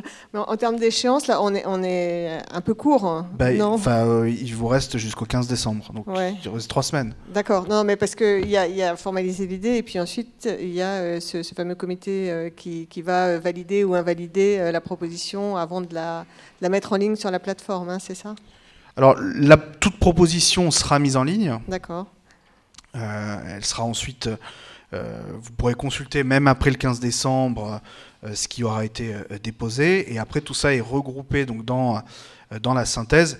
Après, dans ce qui sera après repris très exactement dans le projet de plan climat de Paris, il y a tout un travail qui sera fait par les services techniques, regarder ce qui est faisable ou pas. Et puis comme vous l'avez dit au tout début, il y a aussi tout un processus de, recueil aussi des... ce qui a été appelé donc votation citoyenne, donc, où il y a un petit peu un retour de ceux qui se connectent sur la plateforme, qui peuvent, apporter un soutien plus ou moins fort sur telle ou telle proposition, mais toutes les propositions seront regardées par les services techniques. Nous, en plus de ça, après, les mairies d'arrondissement déposent aussi des idées directement auprès des services. Ok, je vous remercie. Tu voulais rajouter ? Oui, en fait, moi, je voulais juste savoir si c'est soumis au vote de plusieurs personnes, si on est dans un petit passage et qu'il n'y a presque personne qui y habite, mais qui est très emprunté.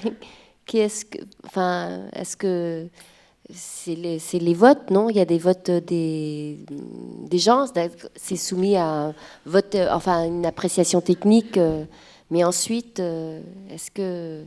C'est pas un vote. On vote pour le projet qui retient le plus l'attention des riverains. Donc là encore une fois, on n'est pas... là, vous déposez des idées, pas forcément des projets en tant que tels. Toutes ces idées-là seront gardées par les services techniques, indépendamment des suffrages.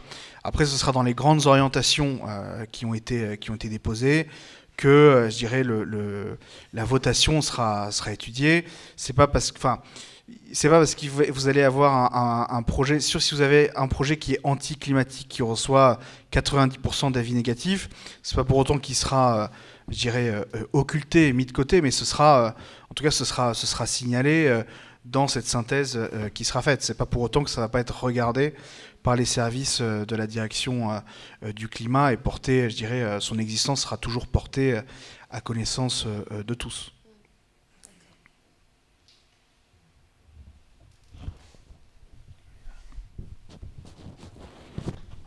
S'il n'y a plus de questions, on va passer à la présentation des lauréats du budget participatif, toujours par Monsieur Mathieu Luineau. Merci.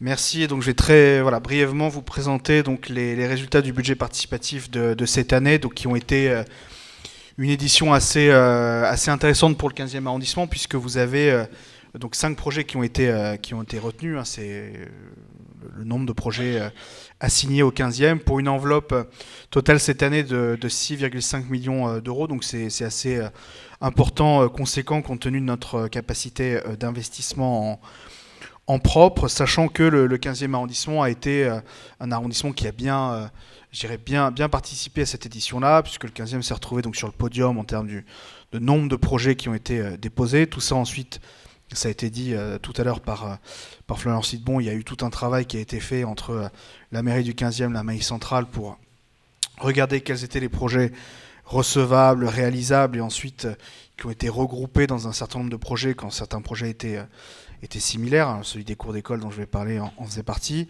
On a proposé au vote 11 projets, dont ces 5-là ont été retenus. Je vais passer rapidement sur les différents projets, et puis si éventuellement vous avez des questions sur un de ces projets-là, n'hésitez pas à la fin à me poser des questions, et je pourrais vous donner plus de détails. Mais dans l'ordre, je dirais, d'enveloppe budgétaire, vous avez un premier projet à un peu moins de 2 millions d'euros qui concerne la pratique sportive dans le 15e, avec ici l'idée de rénover un certain nombre de gymnases, d'équipements sportifs municipaux, avec l'idée généralement sur les projets qui ont été retenus d'améliorer, si vous voulez, la qualité de l'accueil pour les sportifs qui viennent s'y entraîner. Donc que ce soit les aménagements des douches, des clubhouse, mais aussi la signalétique sur les différents terrains sportifs.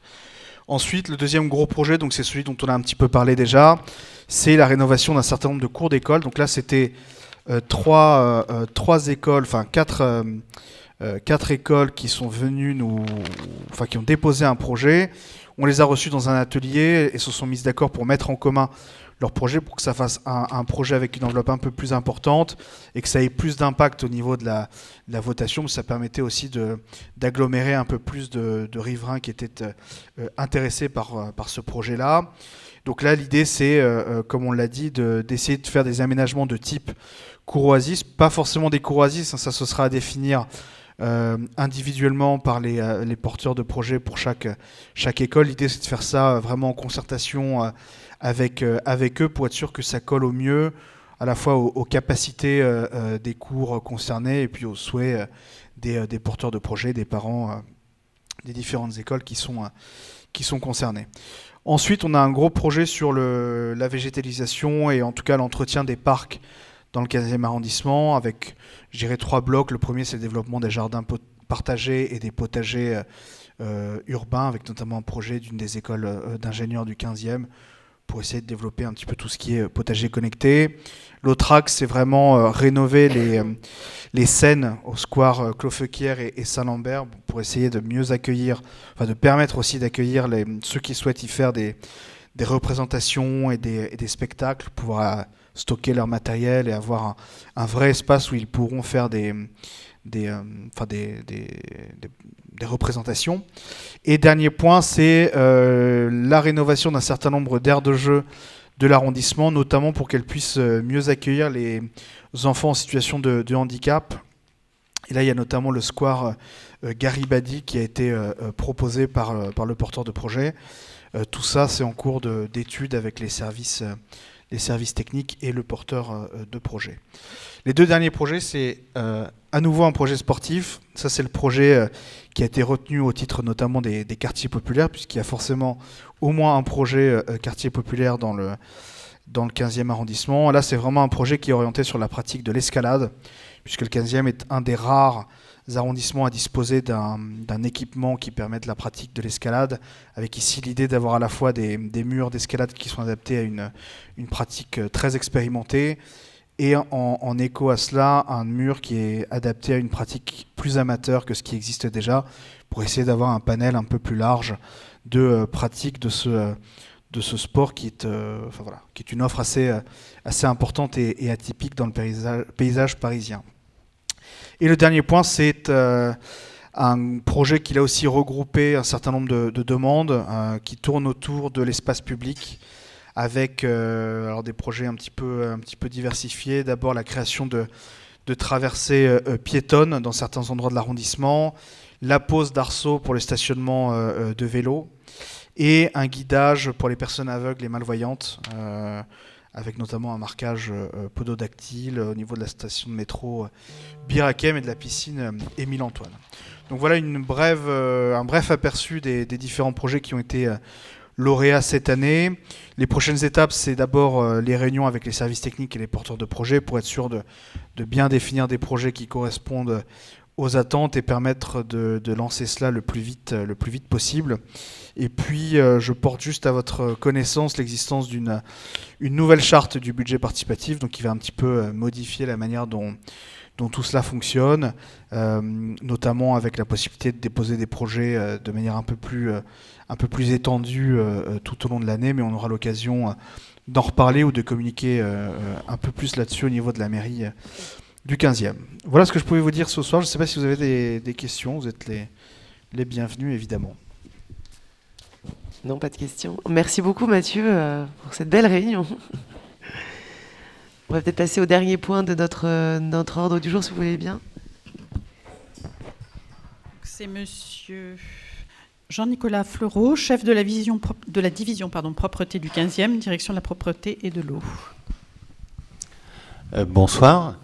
Rassurez-vous, je n'ai pas préparé de diaporama, parce que c'est pas parce que j'étais feignant, non, rassurez-vous, mais c'est surtout parce que je ne savais pas exactement quels étaient les sujets sur lesquels vous vouliez échanger avec moi. Donc je vais surtout écouter vos questions. Je voulais dire quand même quelques mots en préambule, puisque j'ai compris quand même que c'était sur la problématique du tri. Ce que je voulais vous dire sur le sujet, c'est avant tout que c'est une nécessité. Sur un bac d'ordures ménagères, donc les bacs verts, il y a près des 2/3 de ce qui est jeté qui pourrait être trié. Donc les marges de progrès, ils sont considérables. Par ailleurs, c'est une nécessité de trier. D'abord, et aussi pour des raisons financières, parce que tous les ans, ça va coûter à la collectivité de plus en plus cher de envoyer nos déchets dans des usines d'incinération. Vous le savez peut-être, les déchets parisiens sont gérés par un organisme qui s'appelle le SICTOM, qui gère l'ensemble des déchets de Paris et de la Petite Couronne. Et tous les ans, les tarifs d'élimination des déchets d'ordures ménagères augmentent. Et donc, c'est vos impôts potentiellement qui peuvent être impactés par ce coût d'élimination qui augmente. Et bien sûr, ça j'imagine que vous l'avez tous à l'esprit, c'est une nécessité pour le climat, puisque si on veut valoriser les déchets, il faut en premier lieu les trier. Ça, c'est une évidence. Voilà ce que je voulais dire en préambule. Je voulais vous dire aussi, vous présenter les dispositifs qui sont mis en œuvre. D'abord, concernant les déchets de type emballage. Donc, il y a deux familles de dispositifs. D'abord, les dispositifs qu'on appelle en porte-à-porte, c'est-à-dire des dispositifs qui sont au pied de votre immeuble, donc les bacs jaunes. Pour vous dire que sur les bacs jaunes, vous l'avez certainement constaté, il y a eu des changements importants depuis la fin du mois de septembre, puisqu'on est passé d'une collecte bi-hebdomadaire à une collecte tri-hebdomadaire. Dans ce quartier, les bacs jaunes sont collectés dorénavant le lundi, le mercredi et le vendredi. Ça, c'est la première chose. La deuxième chose, c'est ce qu'on appelle les dispositifs en apport volontaire, c'est-à-dire que c'est vous qui faites le geste, le déplacement pour valoriser vos déchets.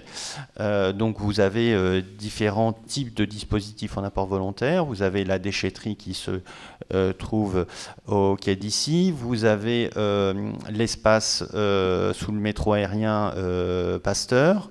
Vous avez aussi des dispositifs assez nouveaux qui s'appellent le Trilib. Vous avez un module qui est à proximité rue Péclé. Il y en a 8 dans l'arrondissement, mais peu à peu, il y en aura d'autres. Et d'ailleurs, si le conseil de quartier a des propositions pour en implanter des nouveaux, elles seront les bienvenues. Et j'en reparlerai de ce dispositif. Ensuite, l'autre type de déchets dont je voulais vous parler, c'est les déchets alimentaires, parce qu'il y en a énormément, évidemment, dans vos bacs verts. Alors, pour les déchets alimentaires, il y a deux types de dispositifs.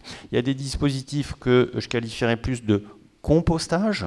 Donc là, c'est plus un effort, on va dire, au niveau de votre habitation, même si il faut distinguer deux types de compostage. Des compostages individuels, avec des lombricomposts individuels, et vous avez aussi des lombricomposts d'immeubles collectifs.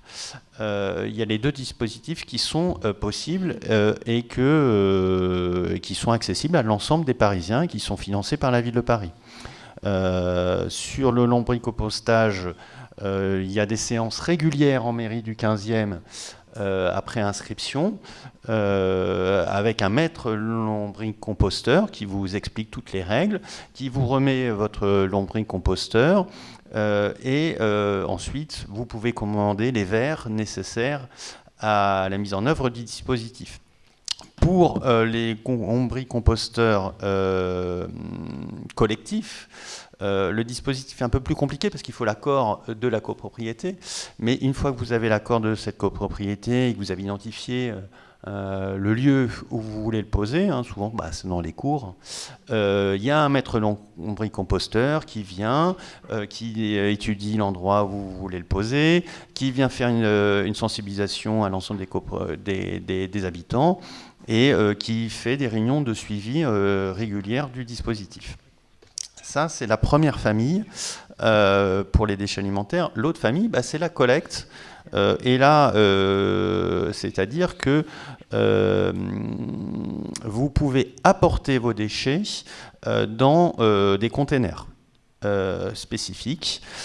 Donc aujourd'hui, dans le 15e, on est relativement en avance, puisque sur l'ensemble des 6 marchés alimentaires de l'arrondissement, donc ici, je suppose que vous allez plutôt au marché Grenelle.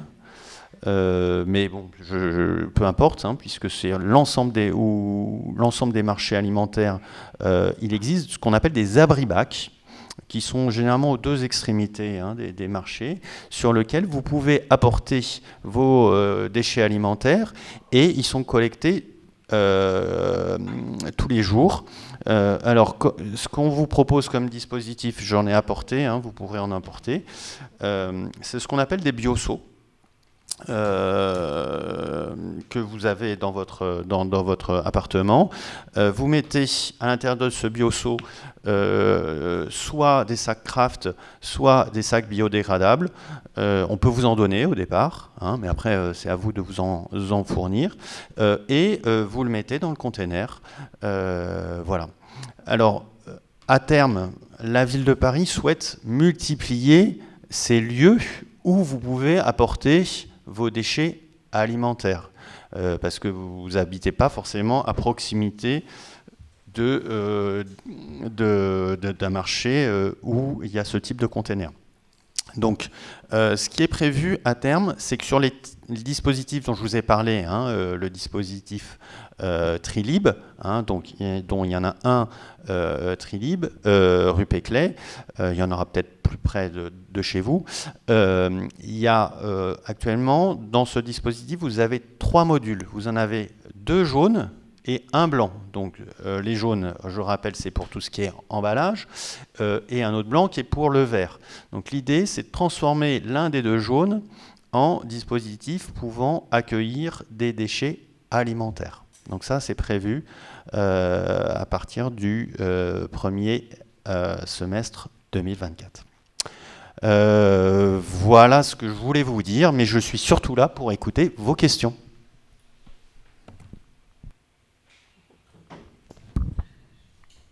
Je peux? Oui, merci beaucoup. Ted Lazo de quartier de Garibaldi-Ségur. Deux questions. Est-ce que vous avez adressé la question de réduction de volume de déchets? Par exemple, les bouteilles d'eau. L'eau de robinet de Paris est très bien, mais il y a des milliers de bouteilles plastiques tous les ans qui sont achetées. Je ne sais pas si c'est une question de choix mais personnel, mais je ne sais pas, le volume de bouteilles plastiques dont on n'a pas forcément besoin, c'est une question. Est-ce que vous avez une idée de aider à gérer plus ça?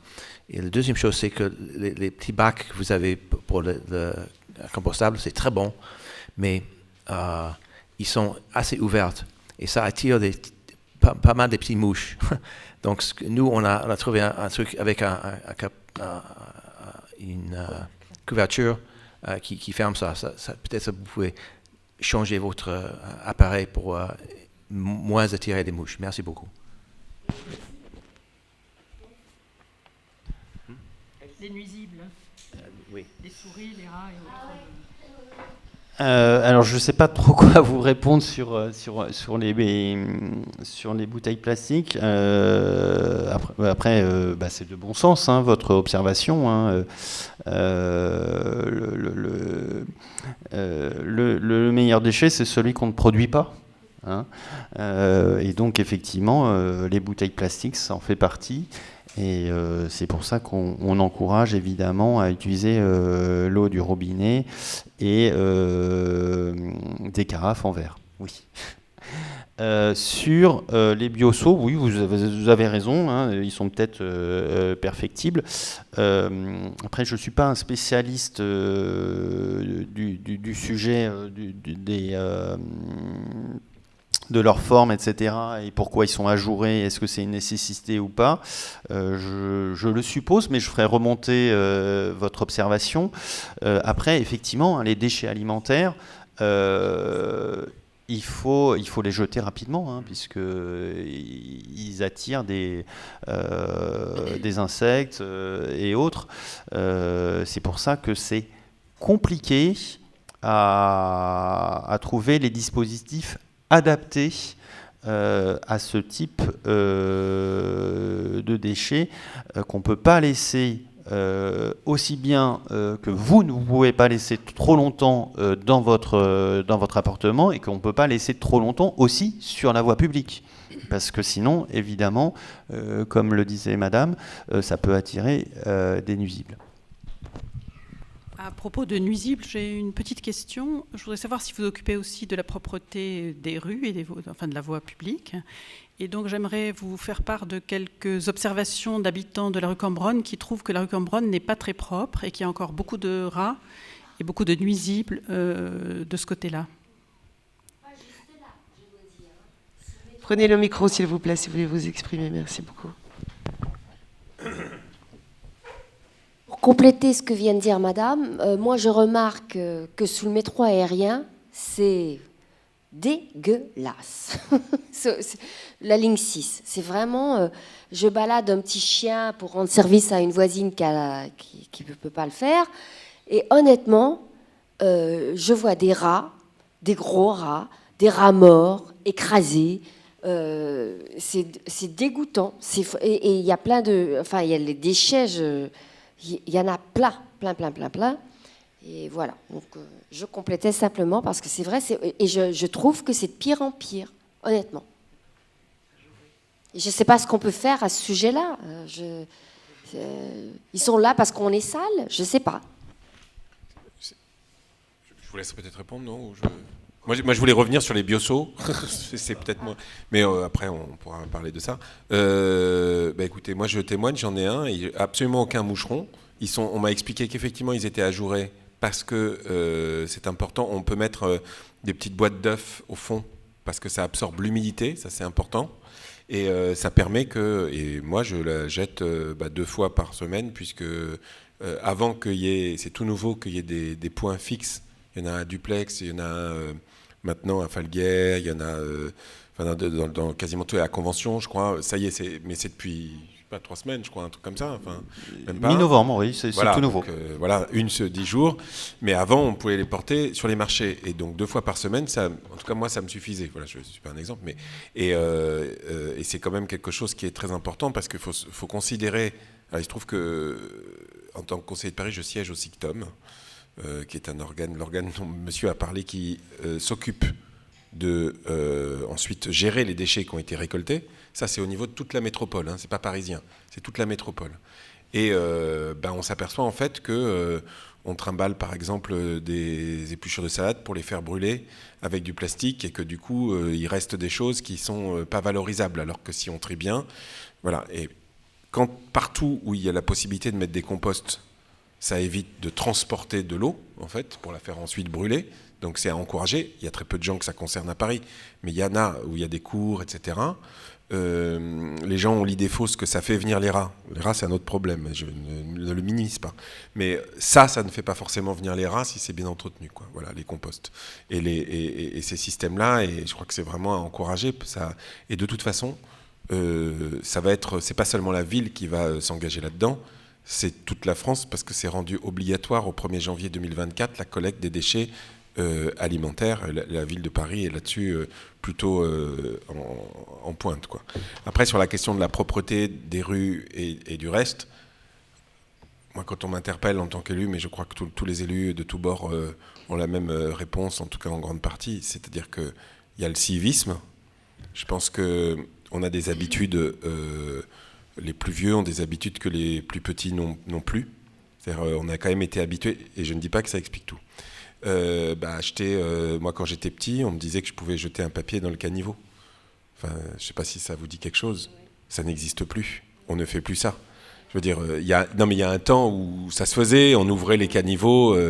Voilà, les gens étaient habitués à jeter leurs mégots de cigarettes par terre, par exemple. Moi, j'étais pas fumeur. Non, mais je veux dire, les habitudes changent beaucoup aussi, et les petits sont souvent, c'est souvent les petits qui rappellent à l'ordre sur les questions. Donc, il y a une grosse question de civisme. Pour ça, il y a la police municipale qui déjà met des contraventions, de plus en plus, quand il y a des gens qui déposent des objets des encombrants ou des objets de toutes sortes, y compris des objets qui font venir des nuisibles. C'est pas optimum, mais tout ça est en train d'essayer de s'améliorer au maximum, parce que c'est pas quelque chose de simple. On peut pas avoir des éboueurs et des agents en poste à chaque coin de rue, donc il faut un peu que tout le monde s'y mette. Il y a l'application Dans ma rue, dont vous avez sûrement entendu parler, qui sur la question de la propreté, je trouve, est extrêmement efficace. Et vous voyez, je suis pas dans la langue de bois, je trouve que sur la question de la voirie, elle ne l'est pas assez. Il y a par ailleurs qu'il y a une territorialisation de la question de la propreté, c'est-à-dire que le pouvoir a été donné récemment aux mairies d'arrondissement de piloter la question de propreté. Donc du coup, ça pour être plus efficace, et donc il y a seulement, je crois, un quartier dans le 15e, et c'est pas le nôtre pour l'instant, qui a un responsable de quartier, et l'idée c'est que chaque quartier est un responsable propreté à terme, qui peut, au lieu de lui-même être disons dédié à balayer la rue lui-même, il va avoir comme charge de faire le tour, repérer les commerçants qui ont besoin qui éventuellement produisent plus de déchets, repérer les structures dans le quartier, etc. Et dire là où il faut mettre le paquet. Voilà. Et là, il y a d'une part cette organisation-là de la ville, et il y a d'autre part la mairie d'arrondissement qui a maintenant cette nouvelle prérogative. Donc il serait, n'étant pas du bord de la mairie d'arrondissement, il serait malhonnête de ma part de tout de suite dire c'est de leur faute, puisque ça fait combien ? Non mais on est honnête, ça fait 6 mois, quelque chose comme ça. Donc petit à petit, c'est les mairies d'arrondissement qui vont piloter et dire il faut plus nettoyer à cet endroit-là, il faut plus nettoyer à cet endroit-ci, etc. Bon, voilà. Quelques éléments de réponse. Est-ce que les mairies d'arrondissement ont eu un budget supplémentaire pour ce type de problème, de transfert alors, les mairies d'arrondissement, de responsabilité? Oui, les mairies, mais peut-être je vous laisse répondre. Monsieur Fleureau, peut-être, mais après je peux compléter si vous le désirez. Alors, il y a plein de choses. Il y a beaucoup de moyens mobilisables. Alors, vous avez posé la question sur la rue Cambronne. Hein. Alors, ne me posez pas la question sur chaque rue parce que je ne saurais pas répondre. Mais sur la rue Cambronne, je peux répondre. Hein. La rue Cambronne est traitée 5 fois par semaine. Alors, on pourrait estimer que c'est pas suffisant. Après, il faut faire des arbitrages. Mais en tout cas, la rue Cambronne, elle est nettoyée 5 fois par semaine. Après, je ne vais pas vous dire elle est propre. Moi, je peux vous dire qu'elle est nettoyée 5 fois par semaine. Si, à intervalles réguliers, vous estimez, madame, qu'elle est sale, c'est qu'elle a été salie. Ce n'est pas parce qu'elle n'a pas été traitée. Voilà. Alors une fois que je vous ai dit ça, je peux entendre que ça ne vous satisfasse pas. Ça, non, mais je suis d'accord avec vous, mais je pense qu'il y a des travaux en ce moment et qu'il y a aussi un groupe de SDF qui s'est installé à cause des travaux et que par conséquent, la rue Cambronne, même si vous passez 5 fois, elle est peut-être quand même encore sale. Oui, je n'en doute pas. Hein. Puis, moi, je ne me permets pas de mettre en doute les propos des riverains. Et vous parlez tout à l'heure des SDF, c'est une des difficultés qu'on rencontre très fortement sous le métro aérien. C'est malheureux, hein, et loin de moi l'idée de les stigmatiser, mais c'est un endroit où il y a beaucoup de personnes à la rue. Et donc, qui dit personne à la rue, généralement dit déchets, hein, puisque y en a certains d'entre eux qui stockent un certain nombre de déchets avec eux, ou qui ne les jettent pas, qui ne respectent pas l'espace public, c'est une évidence. Et après, ça attire un certain nombre de rongeurs. C'est une réalité. C'est une réalité. Voilà. Oui, je tenais à préciser sur les histoires de caniveaux. Effectivement, il y a un changement. C'est que quand nous étions plus jeunes, il n'y avait pas de grille sur des grilles qui empêchaient les déchets d'aller dans les égouts. Aujourd'hui, il y a des grilles et donc les personnes qui jettent des déchets dans les caniveaux, ils restent au niveau de l'espace public. Bon, c'est pas plus mal parce qu'après, c'était les égoutiers qui devaient ramasser les déchets qui allaient dans les égouts. Ensuite, sur l'aspect budgétaire. Effectivement, depuis concrètement le début de l'année, c'est maintenant la mairie d'arrondissement qui a l'autorité fonctionnelle sur le service local de la propreté et qui dispose pour cela d'un budget dont elle décide les grandes orientations, un budget de 815 000 € de fonctionnement, et notamment l'une des priorités de la mairie du 15e a été d'augmenter les moyens destinés au traitement des points dit par ces personnes à la rue. Et donc aujourd'hui, depuis cette territorialisation, on fait des opérations toutes les semaines sur une dizaine de points, parce que ce type de points, bien sûr, on ne peut pas les traiter comme ça. On est accompagné de nos collègues de la police municipale, et les points où on opère, on fait un traitement avec des désinfectants, avec de l'eau chaude. Voilà, c'est une des priorités de la mairie d'arrondissement, ainsi que tout ce qui est la collecte de dépôts sauvages, parce que ça, c'est aussi une plaie de l'arrondissement. Hein. On est l'arrondissement où il y en a le plus, je peux vous indiquer qu'on collecte en moyenne près de 3000 points par semaine. Hein, que ce soit des gens qui ont pris rendez-vous, parce qu'il y a des gens qui sont civiques, évidemment, mais aussi des gens qui ont déposé des déchets, alors un carton, une machine à laver, une planche à repasser, peu importe. C'est près de 3000 points déposés par semaine qu'on collecte, et Monsieur Sidbon s'en faisait l'écho. Grâce au dispositif de l'application Dans ma rue, les gens nous les signalent, et en moyenne, on met 1 jour et demi à intervenir suite à ces signalements. Alors peut-être qu'on est trop efficace et que ça encourage les gens à déposer leurs déchets n'importe comment sur la voie publique. Alors moi, je peux effectivement comprendre votre sentiment que l'espace public est plus sale, mais je pense que c'est très largement lié effectivement à l'incivisme, d'une part, et d'autre part au fait qu'on produit de plus en plus de déchets. Toute cette économie de la livraison, etc., il génère énormément de déchets.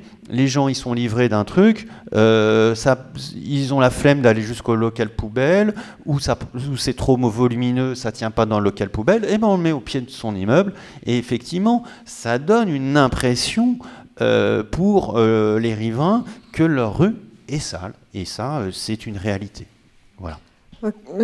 Bonsoir, merci de votre intervention et de ces rappels sur le civisme. Je voulais quand même avoir une précision sur l'emplacement des poubelles publiques dans les espaces et en particulier... Les corbeilles, vous voulez dire, c'est ça ? Oui, pardon, des corbeilles, oui. Et en particulier, donc, j'habite un tout petit passage qui s'appelle le passage des Charbonniers, que les gens ne connaissent pas forcément, mais qui est très, très emprunté, qui se situe donc, du côté de Sèvres-le-Courbe, entre le 10 rue Le Courbe et le 96 boulevard Garibaldi. Donc c'est un passage qui est notamment très emprunté par les familles qui amènent leurs écoles du côté de Blomet. On avait fait installer une poubelle au milieu du passage, enfin à mi-parcours du passage, parce qu'effectivement, vous parliez peut-être de problèmes de civisme, mais quoi qu'il en soit, il y a aussi des besoins que peuvent avoir certains, et cette poubelle avait été placée donc au milieu du passage, sachant qu'il y en a déjà une à chaque extrémité. Et il y a eu très récemment, je crois que c'était l'année dernière ou il y a 2 ans, des travaux, et cette poubelle n'a jamais été replacée. Donc vous imaginez bien que les personnes aujourd'hui mettent leurs déchets dans la rue. J'aimerais bien comprendre donc, quelle est la politique est-ce que c'est un choix ou tout simplement un oubli d'avoir repositionné ou pas cette corbeille. Et par ailleurs, donc vous avez répondu à madame sur les problèmes de rats par un nettoyage 5 fois par semaine de la rue Cambronne. C'est très bien. Nous, passage des Charbonniers, dans le meilleur des cas, c'est 1 fois par semaine, avec une espèce de machine qui ne fait que déporter les déchets. Je vous assure, venez, moi je vous invite. J'ai dû vous écrire, je ne sais pas si c'est à vous ou à l'un de vos confrères, parce que j'écris très régulièrement à la mairie, en prenant des photos. Donc c'est des petites machines, des espèces de balayeuses avec des brosses, qui ne font que déplacer en fait les déchets qui sont situés au milieu du passage sur les côtés. Voilà, donc ce qui n'arrange rien à la situation. Voilà, bon. Voilà, donc juste si on pouvait avoir une réponse sur les corbeilles et puis les fréquences de nettoyage. Merci beaucoup, monsieur. Ce que je peux vous dire sur les corbeilles, c'est que la politique, notre politique en accord avec la mairie du 15e, c'est évidemment d'en remettre partout où il y a des besoins, donc il n'y a pas de problème. Alors pourquoi elle n'a pas été remise, je ne saurais vous dire, mais généralement, normalement, c'est celui qui fait les travaux a l'obligation de la remettre. Bon. Alors pourquoi elle n'a pas été remise, je n'en sais rien. Mais je crois que c'est ERDF, mais enfin si vous voulez. Bon, mais peu importe, on va en remettre une, vous inquiétez pas. Voilà. Vous inquiétez pas, demain, j'enverrai une équipe repérer l'endroit où c'est pertinent d'en mettre une. Je m'y engage. Après, moi, je connais pas la fréquence de toutes les voies du 15e, évidemment. Alors, évidemment, la fréquence, elle dépend de la fréquentation des voies. C'est assez logique. La rue de Vaugirard, elle est traitée tous les jours. Le parvis de la gare Montparnasse, c'est une dizaine de fois par semaine. Voilà, donc les passages, oui madame, je le reconnais, ils ont une fréquence qui est relativement faible. Donc vous avez décrit ce qu'on appelle une aspiratrice. Donc ça aspire, ça pousse pas les déchets. Après, c'est pas le cas, monsieur. C'est une machine qui passe et éjecte de l'eau. Et alors ça, là, c'est une laveuse. Voilà, mais madame, elle nous a décrit un appareil avec des brosses, et ça s'appelle une aspiratrice. Alors, peu importe. Après, peu importe. Tout ce que je sais, c'est que au final, en fait, les déchets qui étaient placés au milieu du passage, que vous ils se n'étiez retrouvent pas latéralement. satisfait du nettoyage de votre voie, je le note et j'en ferai part au responsable de l'atelier qui a en charge cette voie. Une autre question derrière, parce qu'on va bientôt clore notre réunion. Moi, j'avais une question qui pouvait regrouper un petit peu ce que vous venez de dire. J'ai une question, on va prendre un exemple concret, c'est la rue Cambronne, je suis tout à fait d'accord. Nous avons un restaurant qui est la Bodega, qui fait l'angle de la rue Miolis et de la rue Cambronne. Et j'ai écrit à madame et à monsieur le maire également. Bon, vous m'apporterez une réponse, j'imagine, pour me dire ce que vous avez pu traiter. Ça, je suis persuadée que vous avez pris en compte. Mais néanmoins, nous avons une poubelle de ce restaurant qui est en permanence, jour, nuit, férié, en permanence sur le trottoir. Donc, pour quelles raisons cette poubelle n'est pas rentrée? Que fait la ville ou l'arrondissement, je ne sais pas, pour demander au propriétaire de rentrer sa poubelle le soir, les jours fériés, et au mois de juillet-août, quand il fait très chaud, il y a toutes les odeurs qui remontent, vous imaginez bien. Ça, c'est le premier point. Le deuxième point, c'est au niveau de la ville de Paris, je pense, parce que le trottoir ou la sortie des enfants de la rue Miolis est complètement encombré par le restaurant, c'est-à-dire par des tables et des chaises. Et comment les enfants peuvent sortir de l'école sans être gênés par tout ce qu'il y a autour? Et comment le 15e ou la ville de Paris peut se permettre de laisser comme ça, pour des raisons de sécurité? Moi, j'habite cette rue depuis 1968. Un petit enfant a été tué par un autobus à cet endroit, au carrefour. Donc un feu supplémentaire a été mis rue Miolis. Mais comment vous laissez encombrer un trottoir de cette façon? Quelles actions vous pouvez mener? Et le troisième point, c'est les nuisances sonores dont vous parliez, monsieur, tout à l'heure. En tant qu'habitant, bon, on est bien sûr au conseil syndical, donc on a beaucoup de remontées des propriétaires, ce qui est notre rôle. Comment on peut laisser un restaurant jusqu'à 2 heures du matin avec de la musique, tous les riverains, grande porte ouverte? Voilà. Donc je pense que vous avez chacun une question. Ça m'intéresserait d'avoir une réponse. Il y a la police municipale qui est mobilisable au 39-75 ? Bien sûr, et les copropriétaires ont téléphoné. Ils répondent qu'ils sont en sous-effectif, malheureusement. Si vous voulez bien m'écrire, je m'engage à regarder aussi les choses. J'ai écrit à madame de Grand Courrier. Oui. Mais vraiment, je m'engage à faire remonter ça au directeur de la police municipale personnellement. Voilà. Mais c'est remonté, hein. Alors moi, je vais vous répondre sur le bac qui reste sur la voie publique. Alors, c'est interdit, puisque un bac doit être rangé normalement au pire une demi-heure après le passage de la benne. Après, il y a parfois des tolérances quand, notamment pour les restaurants, quand ils ferment. Et donc, ils présentent leur voie après le passage de la benne. Donc, il peut avoir une tolérance jusqu'au matin. Mais en aucun cas, un bac ne peut rester 24 heures sur 24 sur la voie publique. Donc, je le ferai verbaliser, il n'y a pas de problème. C'est noté.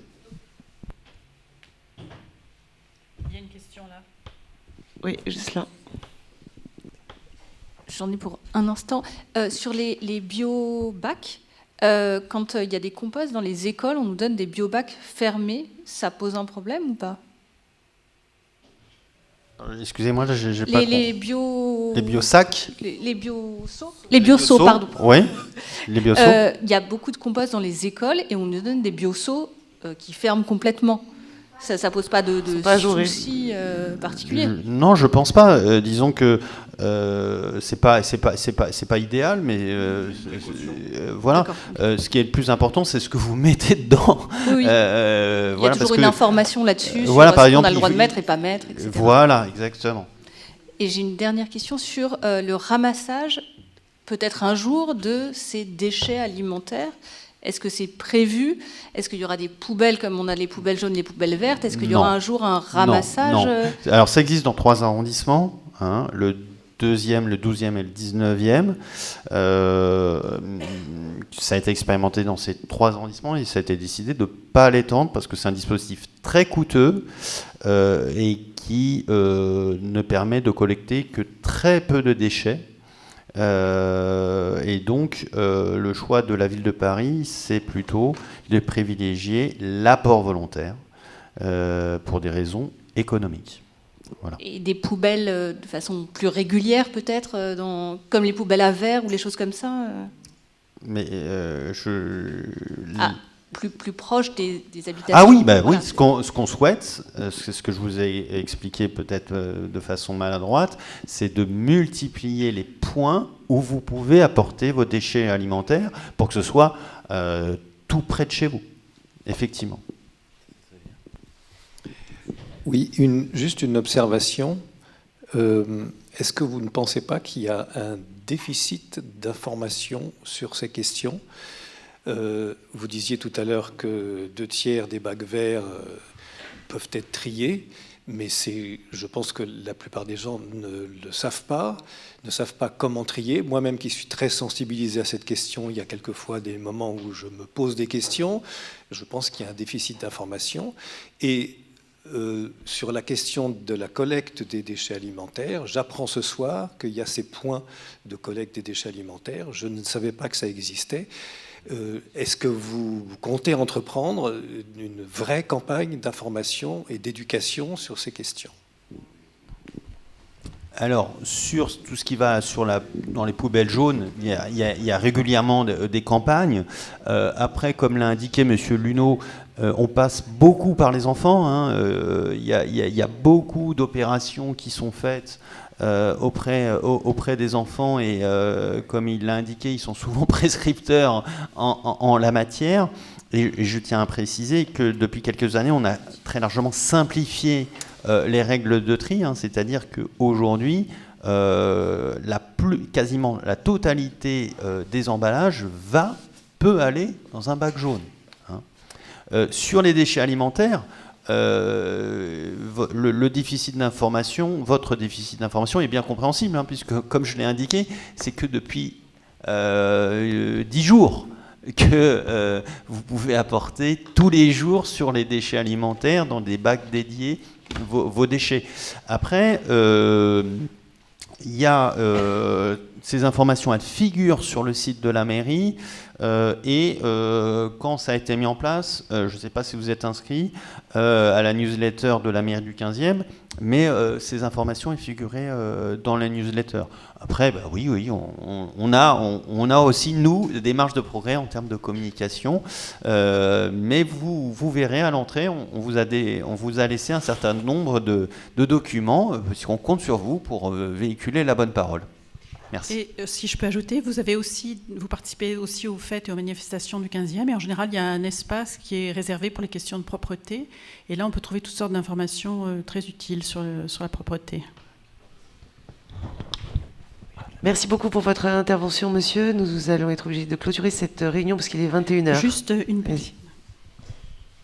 Non, je voulais juste dire un mot pour compléter une information qui a été donnée et vraiment pas dans l'esprit de polémique, mais pour une parfaite information, dire aussi que avec cette territorialisation des compétences, notamment propreté, le maire avait quand même aussi demandé une augmentation des moyens, puisqu'on a parlé 815 000 euros de frais de fonctionnement à l'échelle d'un arrondissement comme le 15e arrondissement, c'est pas énorme. Et donc le maire avait quand même demandé davantage de moyens pour accompagner cette territorialisation. Il faut quand même dire que le maire n'a pas été pleinement entendu sur ce desiderata. C'était juste pour une complète information quand même sur ce point pour avoir tous les éléments. Je vous remercie. Merci beaucoup, merci d'être venu à notre réunion publique ce soir. Je vous dis à très bientôt. Merci. Merci. Claire d'avoir tenu la réunion. Merci à tous. Au revoir.